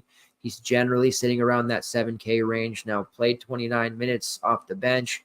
Would like him as well. If he jumps back in the starting lineup over Jackson, I'd probably want to just find that 700 to go to Trevin Knell. Looking at rates here for comparison, just so you know. Jackson Robinson leads the team in shot rate at 29.2%. So that's why we want him playing those minutes. And usage rate at 24.2%. Technically, Traore leads the team in usage rate, but hasn't played enough games. Nell doesn't have the usage rate that Jackson does, but he does have a 21% shot rate, and he is shooting a whopping 45% from long range on major volume, 112 attempts. For J-Rob, he's taken 128 attempts, making 36%. This is a good three-point shooting team. Dallin Hall, 38% on 79 attempts. And then you got Noah Waterman, the big man, 38% on 98 attempts. So this BYU team has some dudes that can score. The rotation is literally about 7-8 deep right now. Perfect. We're going to get big minutes regardless of if it's Nell or Jackson coming off the bench. But just for the sake of safety purposes, we want to play the starter between those two. But I will have exposure to Jackson even if he doesn't start. And it might even be better for GBP because that's going to make his rostership extremely low. Noah Waterman there at 5'8". Now, obviously, Dylan Dessou can get him in foul trouble. There could be an incident where, going for rebounds with Dylan Mitchell. There's some risk here with Waterman. But at home, just had monster games against just about the toughest opponents in the conference you could possibly go up against, Iowa State and Houston. No fear. Guy can hit threes like no tomorrow. 30 fantasy points against Iowa State, 29 against Houston. He hit 7 triples across those 2 games. And don't let that fool you. He can bang down low as well. Sitting there at 5'8", I think, him as a starter as well, like we can definitely roll him. I don't know that I necessarily want to get into a huge BYU stack, but stacking is in vogue right now. It's back in style. A lot of you, we saw stacks the last couple of slates. Shout out to JC. And not a lot of people do those full stacks. And I'm not talking like, 7 guys from a game, but normally we'll see people 2 max out. And if you run 3-4 from a game or 3 from one team, it might not seem like it's the brightest idea, but this is a team that it can definitely work in a matchup spot that it can absolutely work as well. Would not shock me to see 3, maybe even 4 BYU guys sail over 4X and beyond. Other options we can look at, probably not Dallin Hall. He would be the least favorite for me at 6'2", just the most expensive. He does have upside, no doubt, going up against Texas Tech. He had 30 fantasy points there before fouling out, 12, 7, and 6. The mini triple-double, threatened there. As far as other options as value, Richie Saunders at 5'5". Fluctuates, but generally going to be in the low to mid-20s range. He is a good value look here. Generally going to give you close to 4X. With Nell back, a little bit less interested in Saunders there. And the price it's not super cheap. It's about where it normally is, but you don't have that much more to go to Nell, and it's 100 less for Robinson, who I think we infinitely feel better about. So pricing-wise, it wouldn't make sense to use Saunders, but I would get exposure there to some of these guys. And as far as their 6-7 man rotation, I think I will have various combinations of those guys in my lineups. Now for Texas, Dylan Dessou at 7'4". It's a cheap price for him. It is the most expensive I believe he's been this season, right? Yeah, and still feels too cheap. Now, fouls are the only thing that will stop Dylan Dessou. Nobody else generally is going to be able to stop him. It's him stopping himself, and it's just a matter of if he's going to pick up those 2 early fouls, if he's going to bite on an up fake, because when he's on the floor for 30-plus minutes, it's an absolute detonation and melting of the entire slate. So I can't predict on the road if he's going to get in foul trouble. It certainly seems likely, but I'm also not disciplined enough to not have major exposure to Dylan Dessou in this spot anyways, because it is a matchup I think he can exploit if he can stay on the floor. And you can see how just, Cincinnati, 34 minutes, broke the slate. Only 22 against UCF, bunch of fouls, horrible. Foul trouble against West Virginia, ended up fouling out, had 30, not bad. Ended up having foul trouble against Baylor in 24 minutes, had 30, not bad. 34 minutes in their last game against Oklahoma, broke the slate. So we need those minutes from Dylan Dessou. He is an absolute phenomenal player. You rely on Dessou if you need appliances in your house, and it'll go really good for you. I can tell you that. 30.5% shot rate for Dessou so far, 10 games, 27% shot rate. He's shooting 57% from long range on 30 attempts. Just don't let him get open on threes because it's going to punish you. The rebounding rate hasn't been as an elite as you might think, but it's going up, and it's much better than what it says on paper if you watch the games. 5% block rate, 3% steal rate, 5.6 fouls per 40 right now. We need to get that number in line, Dylan. We need to stop fouling. We need to show the community on the road that you can avoid that foul trouble. He's been a big fouler for years now, though, and this is at least, the major risk with him is if he picks up those 2 early fouls. Nothing more painful than those 2 early fouls for a player like Dylan Disu.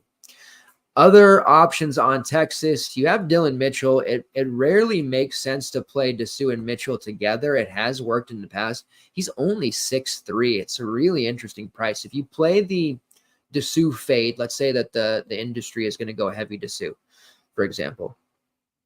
You're going to play that fade. You're going to say, okay, he's going to get into foul trouble. I think you almost have to play Mitchell at that 6'3" price point, which is just way too cheap for him. Still playing over 30 minutes. His foul rate has been much lower than Disu. And yeah, he takes the back seat offensively.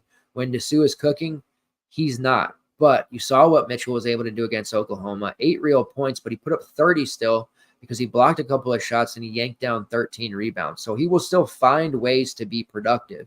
Has an elite rebounding rate, combined 32%, block rate of 4%. His usage and shot rates, they're not going to knock your socks off by any means, but he plays within himself and he knows how to generate points and impact the game. So I certainly like Dylan Mitchell there at 6'3", and I think that most people would be afraid, like I said, to play them together. It has worked before. It's generally not a move that I will do, but the way that the pricing is here, I think there's merit to doing so. You have Max Asmus under 8K. Anytime he's under 8K, he has to be in consideration. 27% shot rate. He's making 42% of his threes. You know what you're going to get with Max. He's been around for a few years now. High volume, high usage guy playing every minute of the game. Hard to say no to that if you can get there. Ethiel Horton. What is the deal with Ethiel? Is there just like a super secret injury that he's just playing through? Or, did he have like a bad breakup? Because, man, he should be such an easy play at 4-3 every single slate, under 5K, 3-7. Like that is just such a cheap price for a player of his caliber. And I'm not saying he's some kind of superstar, but he is a easily a 20, 25 fantasy point, per game type of player. And that's just not worked out here. And we're seeing fluctuations in minutes. We're seeing ineffectiveness. And we're seeing games, if you watch Texas games, where he's literally just running to the corner and excommunicated from the play. I don't know why, but it's really frustrating, especially if you decide to roster Horton. I will have shares of Ithiel Horton just because I know what he can do. And he showed that against UCF, got hot, hit 4 of his 10 threes, but obviously not somebody that you can reliably count on right now. The way that Terry runs this Texas team, I'm not going to get into that, but it's not great. I feel like maybe he's not using Horton the right way. Should also be giving more minutes to Kendall Weaver, who's sitting there at 3.6. He did play 28 minutes against Oklahoma. The game did get out of hand there, but he played 19 against Baylor in a close 2-point game. Played 18 against West Virginia in a close loss and 15 in a close win against Cincinnati. So we're seeing Weaver's minutes start to pull up there. Super talented. Not going to sit here and project 28 minutes, but maybe around 20 at 3.6. That's probably worth a look. I think most people would gloss over that one, but that's somebody who is much better than most people probably realize. All right, next game here, Oklahoma State versus West Virginia. It's pretty easy. You just play Ray Battle anytime he's priced at 6'7". Even in crappy matchups, you just got to play him. And you know that he's going to struggle in those matchups. Like the game at UCF, you just knew. Like we had to roster him in GPPs. He was kind of lower owned too, but you just knew he was going to struggle. And he ended up fouling out. And it was almost the exact same type of game that he had against Houston, where they just got in his shorts and made him force bad shot after bad shot. You just knew he wasn't going to perform against those defenses. And he had a rough outing on the road against Oklahoma. And at Oklahoma State's not the easiest matchup either. Now, he hung 40 on Kansas, which is why we like Lipsy and the boys so much. But this price of 6'7", it puts you in a tough spot because I don't think he's going to particularly be all that great, but I do think he pays off 6-7, and it might just be a volume thing here. The foul issues that he's been picking up is more of a frustration thing. Missed shots. I've watched Ray since he went to Marysville High School, north of me. It's always been that way. Very emotional, passionate kid. Love Ray. I love watching him play, have for a long time, but he is the type that gets, misses a three, he'll come back and get a frustration foul on the other end. And that's something that can definitely take him out. But at 6-7, it is just a really, really good price. I don't know how we don't just plug it in. Like any prop on Ray that you can get that's like 14.5, 15.5. Like I'm sure there's no 13.5 out there, but anything under 16, even in a matchup that maybe not as bad as what he's been seeing, is a major slam onto the over. So I'm going to have heavy Ray battle, and that's probably stubborn of me, but got to keep rolling him out there. Now, we do have Jesse Edwards, who, coming back from the long-term injury, was warming up, didn't end up getting out there, but he's been going through practice, full contact. Maybe we see him get out there. Can't really speculate on him at 8-2. Even if he starts, I don't know that I would be comfortable enough because I think that would be something they bring him along slowly. The season's not, I don't think that West Virginia is going to suddenly become some although they could, but they'd have to win the conference tournament, but it's not as if they're going to just suddenly become a big tournament team and win out. So you don't necessarily have to rush Jesse Edwards back or risk further damage to that. I'm sure he wants to play, but we'll have to take it easy with him. It'll be interesting to see how those two play together and that dynamic between Battle and Jesse Edwards. I think they're actually a pretty good fit together, all things considering. But I'm just on the Battle train here. We have been having success with Patrick Sumanick. Now, he was predictably gross against UCF, but he's been really solid before that. 3 straight games above 22 fantasy points prior. Only priced at 5.6. I think he's still a play. When you look at what West Virginia actually has in the various options, there's not a lot out there. Noah Farrakhan, who can hit shots. Quinn Slazinski, who just getting phased out. And there's just a bunch of guys, right? Like Kobe Johnson, Seth Wilson, just not a lot out there. So Sumanick kind of taking that second role, that the Robin to Ray Battle's Batman, because it's up for grabs. But with Jesse Edwards looming now, that's probably not going to be the case. So we won't have to be as aggressive rostering him, but I still like Sumanick here at that price. On the Oklahoma State side, it is a team that I feel like every time they're on the slate, most people kind of gloss over them. They haven't been the most exciting under Mike Boynton at really any point, even when they had future number 1 picks. But 8-11 record in conference play, they are just dogging it. They have, what is it now, 6 in a row, I believe, that they've lost. Really tough year for Oklahoma State. They have talent. This is a winnable game for them against West Virginia. And defensively, like I said, they're not Oklahoma, they're not Cincinnati, they're not Houston, but they're adequate out there. The various options here are interesting because usually when West Virginia's on the slate, we want to not only look to target Battle, but we're looking to target against them. They are a team that bleeds fantasy points to multiple positions. The trio lately of Javon Small, Bryce Thompson, and John Michael Wright, who's back from the dead, have been soaking up a lot of usage and a lot of minutes. And then we're seeing a rotation around Brandon Garrison, Eric Daly, Connor Dow is in the mix, Mike Marsh, who's kind of been phased out at least recently, and then Jarius Hicklin. Kian Williams, who was playing big minutes early in the year and starting games for the first 2-3 months, has found himself in the doghouse, and his continual turnover issue, lack of defense that has been plaguing him, has finally got to a level with Mike Boynton where he's just not using him.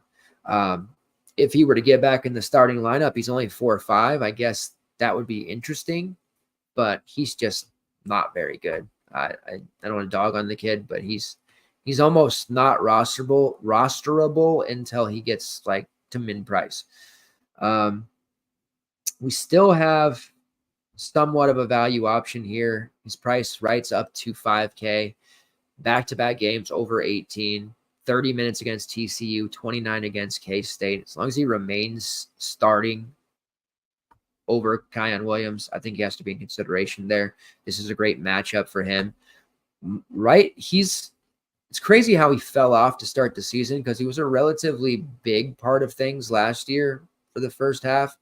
And obviously at high point, he was just an absolute stud. High usage, high shot rate, grabbing rebounds, dropping dimes, hitting threes, like just everything for them. So it's been an adjustment at Oklahoma State, and that's to be expected, but he is a talented player. In conference play, his shot rate has risen up to almost 25% now, hitting 46% of his threes in conference play as well. It's through 6 games. And of course, a lot of that's from the last 3 in which he's been starting. So I do like John Michael right there at 5K. I think some people may end up he wasn't even that highly owned last slate. So people may not realize there yet with the lack of Oklahoma State coverage that we generally see. Maybe people don't realize that he's been as good as he is. With Connor Dow at 3-4 starting, that was 21 minutes against TCU. He put up 1.25 fantasy points. And if you're keeping track at home, that's 1 rebound. So that's not great for somebody who played 21 minutes there. He was really solid against Kansas State, played 19 minutes, and was able to put up just under 15. So it's another one of those guys potentially starting 3-4, gives you salary flexibility, but you have to realize you're not going to get a lot from him. You're going to have to hope that your pay-ups cover the difference because he's probably going to give you 1x, 2x, something like that.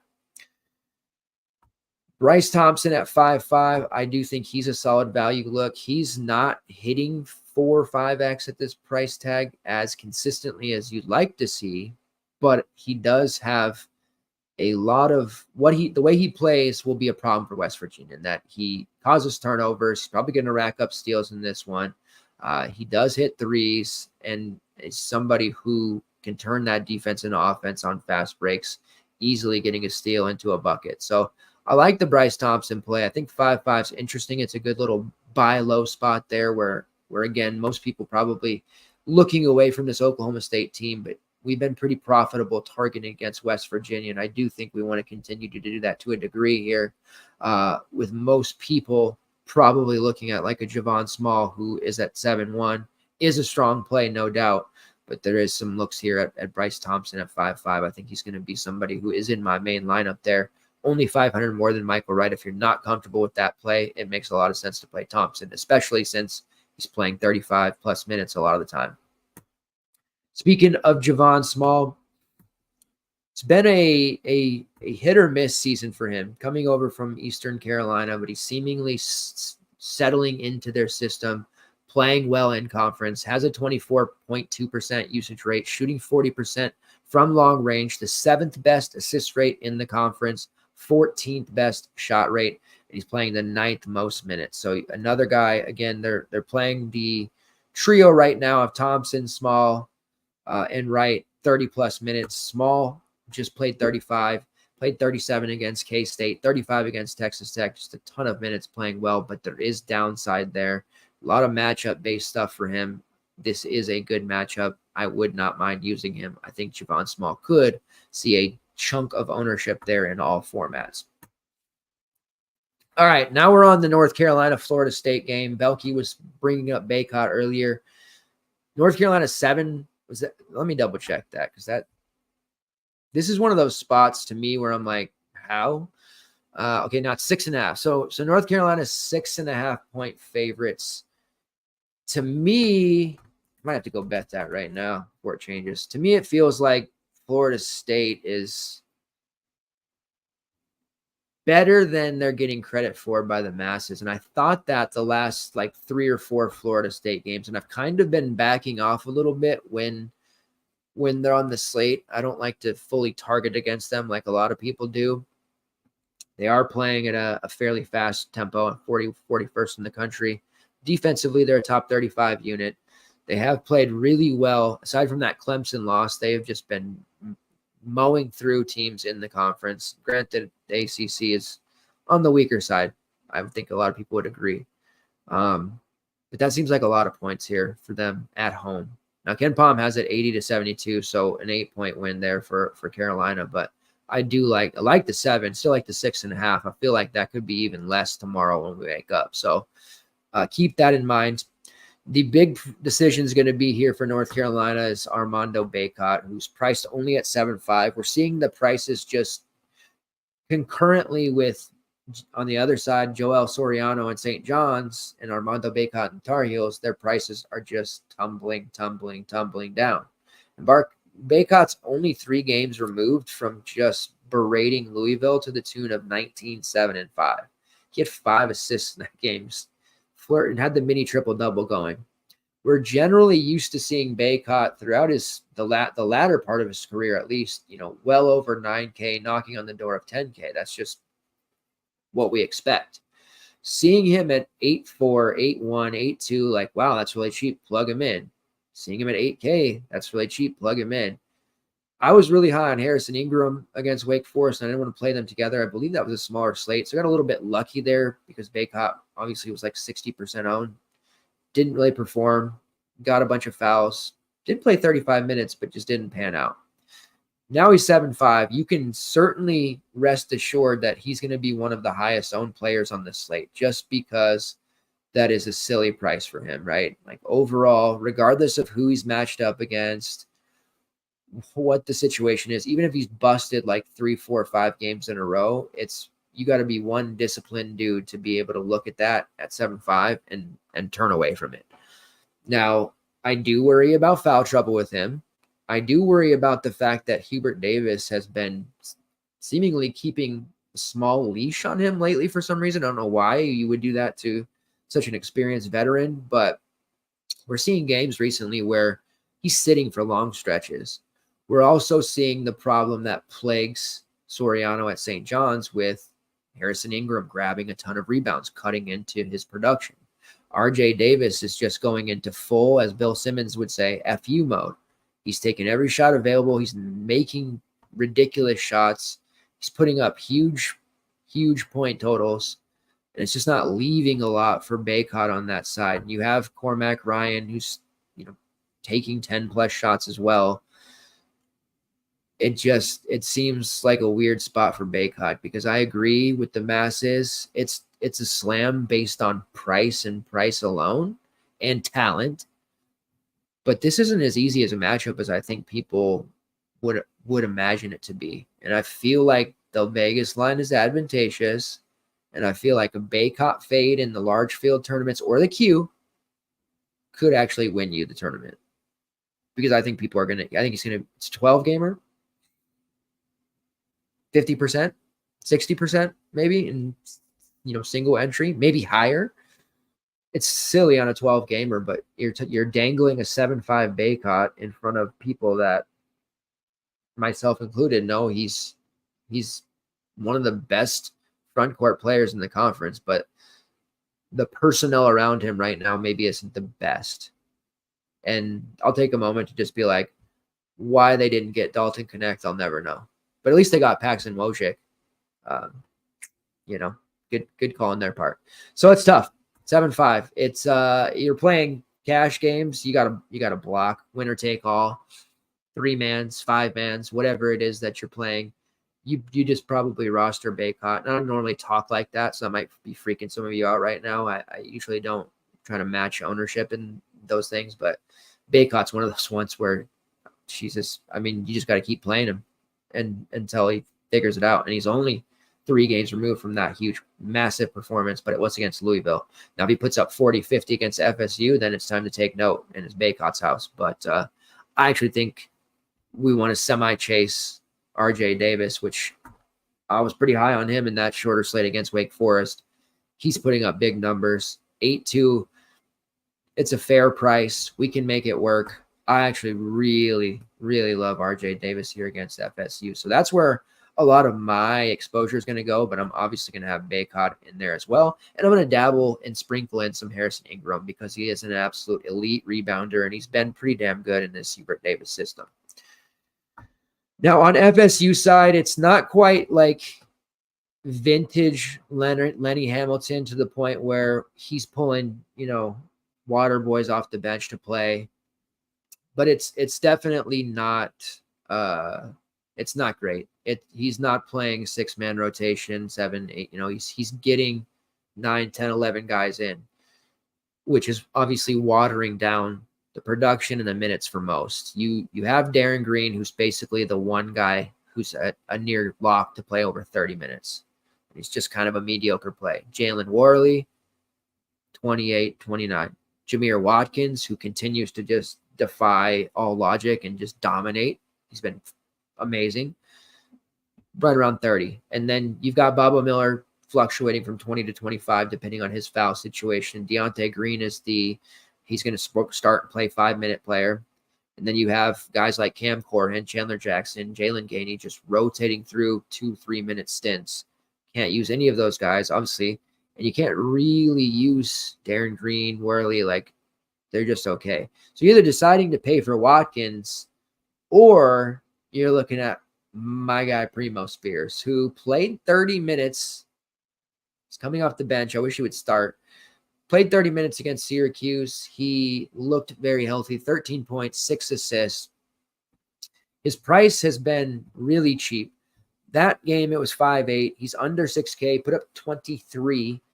He has been trending in the right direction with minutes. 3 in a row now. He's played over 25 minutes, and he has taken 8+ shots in each of the last 4 games, and that's off the bench.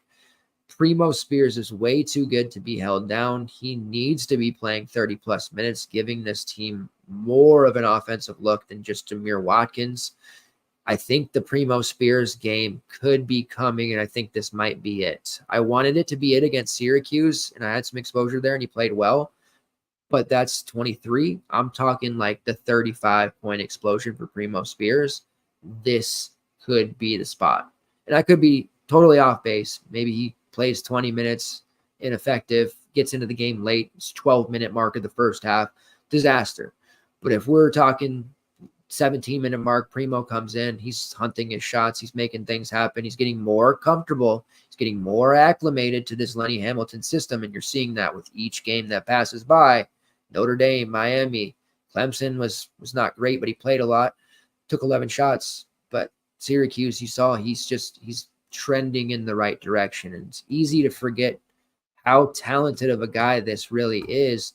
His time at Georgetown last year, one of the best players scoring and usage-wise in the entire Big East.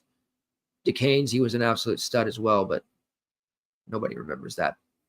So Primo Spears, I'm kind of calling my shot. And look at his rates, man. 28.4% shot rate, 27% usage rate. Now he's only shooting 24% from long range. He's a career 30% shooter, so it's not as if I'm expecting him to go much higher over that, but I think that'll start to regress positively here. I think you start to see him knocking those shots down more often than not.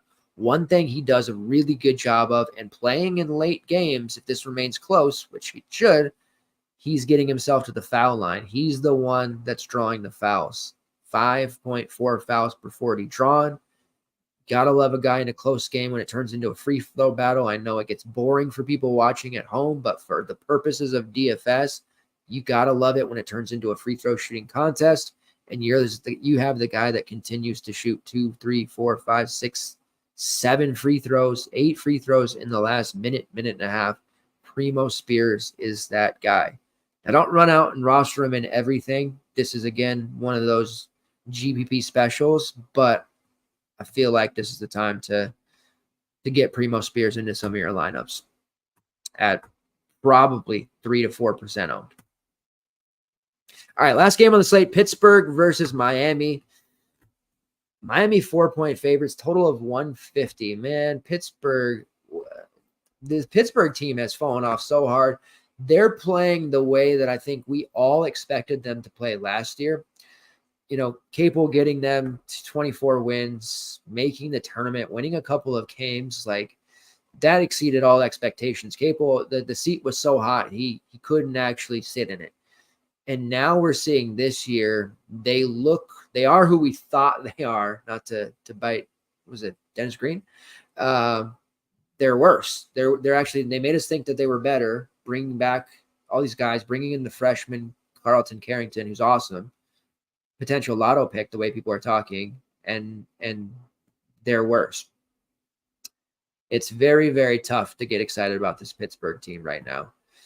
DFS wise, they do run a rotation that's very conducive to fantasy goodness. They have made the swap, and by they, I mean Capel.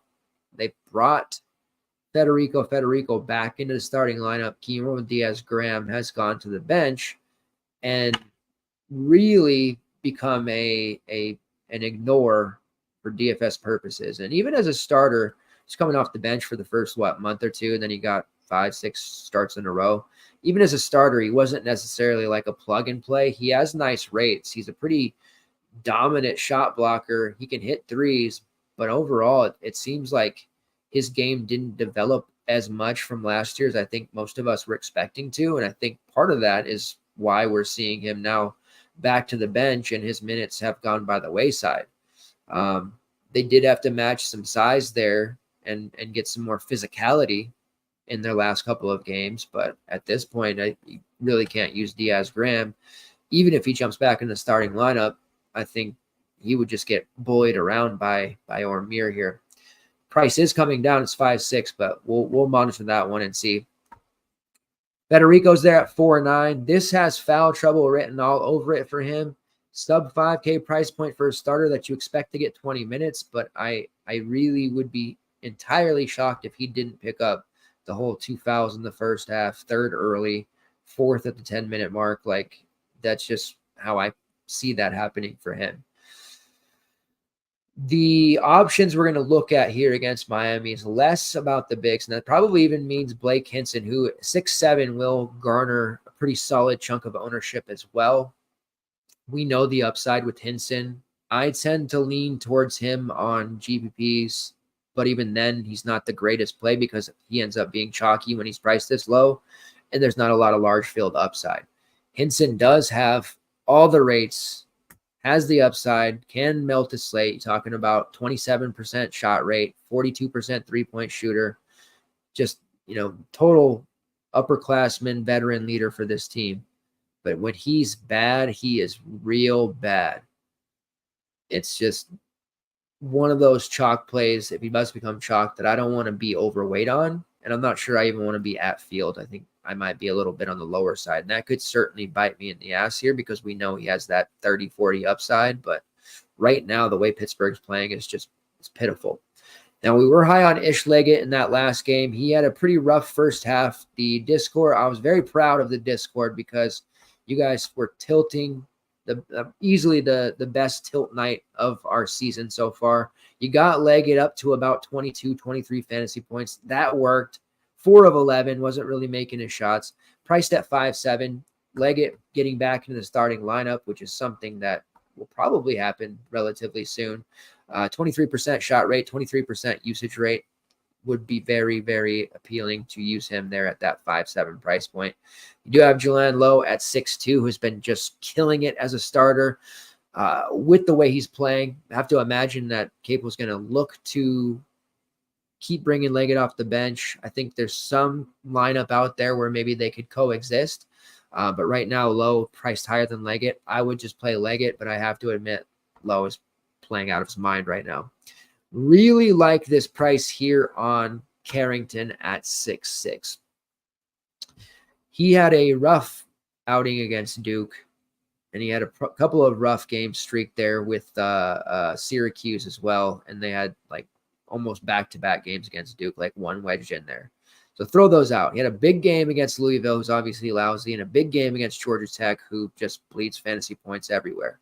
This matchup against Miami is advantageous. The Miami team deserves all the respect in the world, but because they have such a short rotation and running their guys on the ground, we're seeing injuries and ailments and things pop up where they've been really susceptible or weakened to an extent. Looking at Carrington's game, I think he's going to be a really difficult cover. Now, Miami has the perimeter chops and defenders on the perimeter to give him trouble, cause turnovers, all that. Not saying that, but Carrington playing majority of the game in a fantasy environment like this, like they're a slow team, but Miami's not. Top 70 in tempo. Miami's defense has slipped to about 115th efficiency ranking size, I should say, in the top 40 offensively. But you go back and you look at some of these Miami games, Florida State giving up 80 something to them. Virginia Tech, they won, but gave up 70. Louisville, 80. Wake Forest in overtime, over 80. Clemson, 80 plus. Like, they're giving up a ton of points. They gave up 90 to Colorado before Christmas.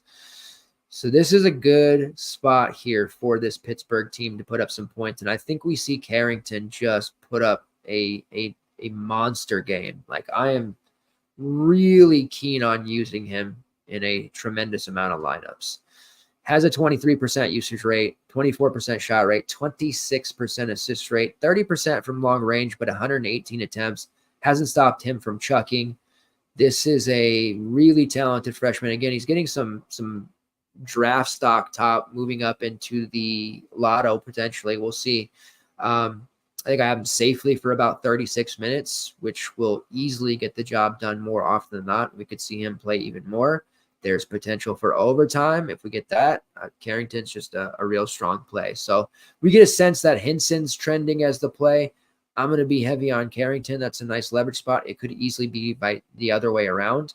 But to me, Carrington has to be considered one of the best plays on this slate. Miami, they got Norchad Omier back after he missed the one game with the ankle issue. Back on track against Notre Dame. Weak front court, put up 55. Norchad always just high fantasy point per minute, has elite rates, always projects well. If you think he can avoid foul trouble and can shake off any of these injuries that are seemingly piling up for their team, he is matchup proof as they come. And it's 9K, it's a lot, but because of his rates, he's just such an easy play if you can get there. As far as the rest of Miami goes, it gets a little bit trickier. Now, Matthew Cleveland does have a hip issue, and that's what I'm talking about. All these guys who are playing all these minutes, and the injuries are just racking up. He did have to leave relatively early against Notre Dame, which caused him to, what did he play, like 10 minutes?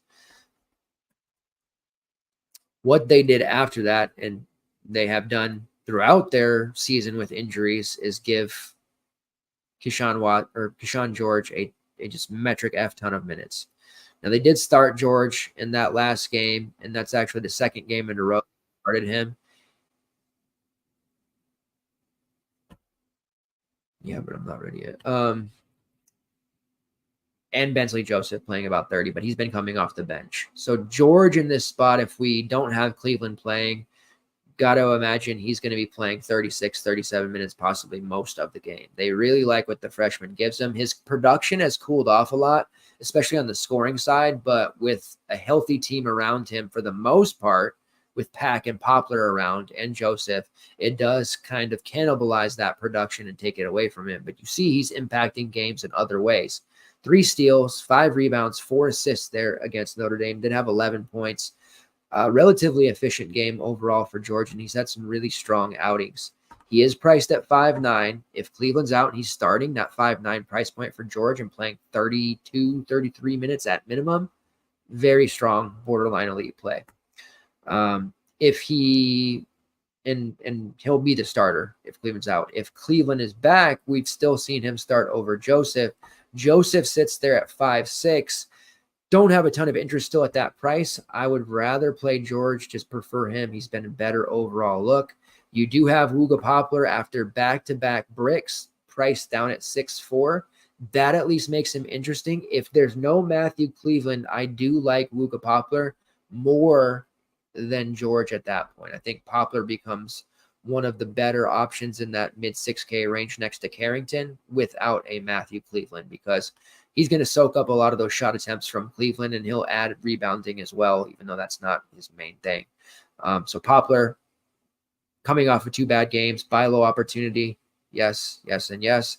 Nigel Pack there at 7K. Probably the last guy, behind Omir, Poplar, George, and then it comes Pack for me. We had the fun time with Pack where he was priced way too low for a time. Those days are over. Now he's just priced what he is.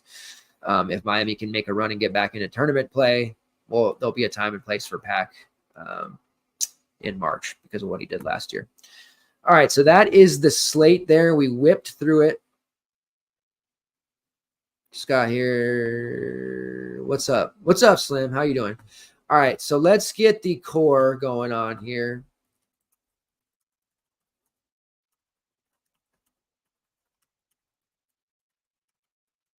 All right. There are a plethora of plays. In full disclosure, I'm going to be running the mini max, so I'm going to be focused on MME for the most part. I will share my exposure in the Discord before I lock tomorrow, so you guys have an idea of where my player pool stands as well. But for like highest exposed player purposes, that's how I'll build out my core. And the 3 players that I think I will end up having ultimately the most possible. Let me sort this. And as always, we have a handle on the injury situations, or we think we do going into it. There's going to be inevitably one that pops up that we weren't really looking at or we didn't realize. It's going to be a sneak scratch or 2. Like, just be completely prepared for that. The reporting in college basketball it's better because money's being bet on these games or played in DFS, but there are still some really rough jobs done by some of these beat writers out there. All right. So looking at it here, and there's some balanced build brewing, but the Carlton Carrington play, I feel like I can't get away from that compared to Hinson. Maybe it's wishful thinking on my part to think that people will be on Hinson over him. But Carrington's core play number 1 at 6'6", going up against Miami, I feel like just way too good of a spot for him.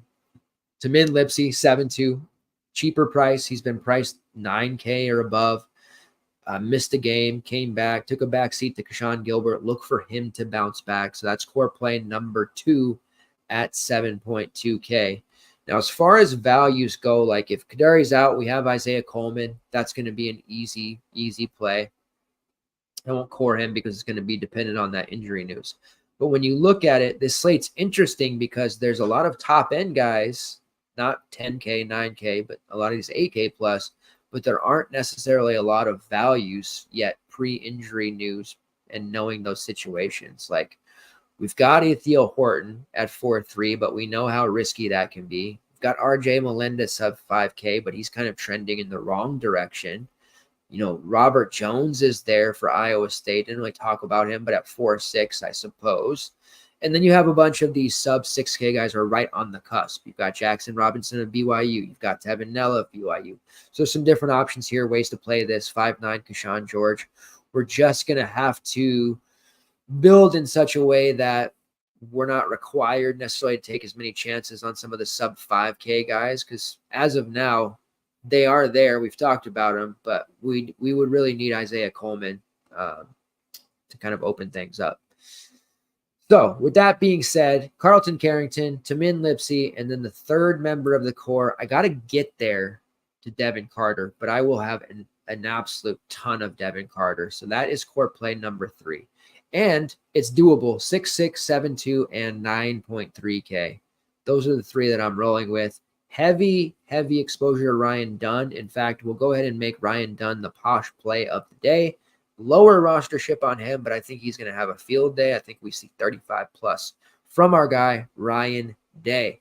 All right, PrizePicks, real quick, giving you the top 2 or 3 that we have.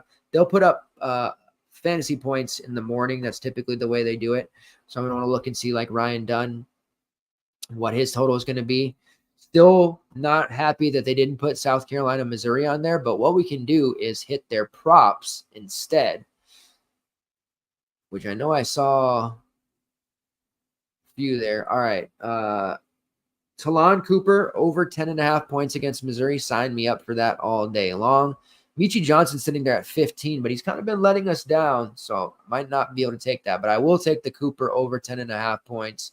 That one I feel pretty damn confident in for sure. And then going up here,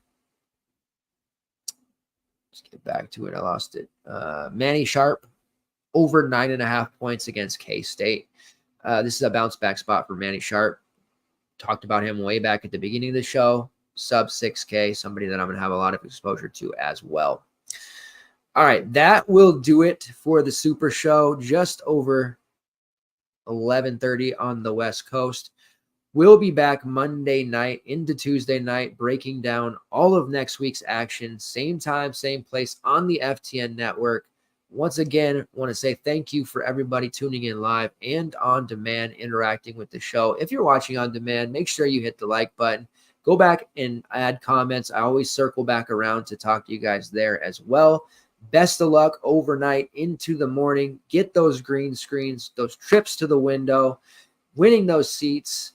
And I'll be in the Discord watching hoops all day long. You guys can hit me at dubdeuces85 on Twitter or all social media. I usually answer most DMs. Feel free to reach out to me.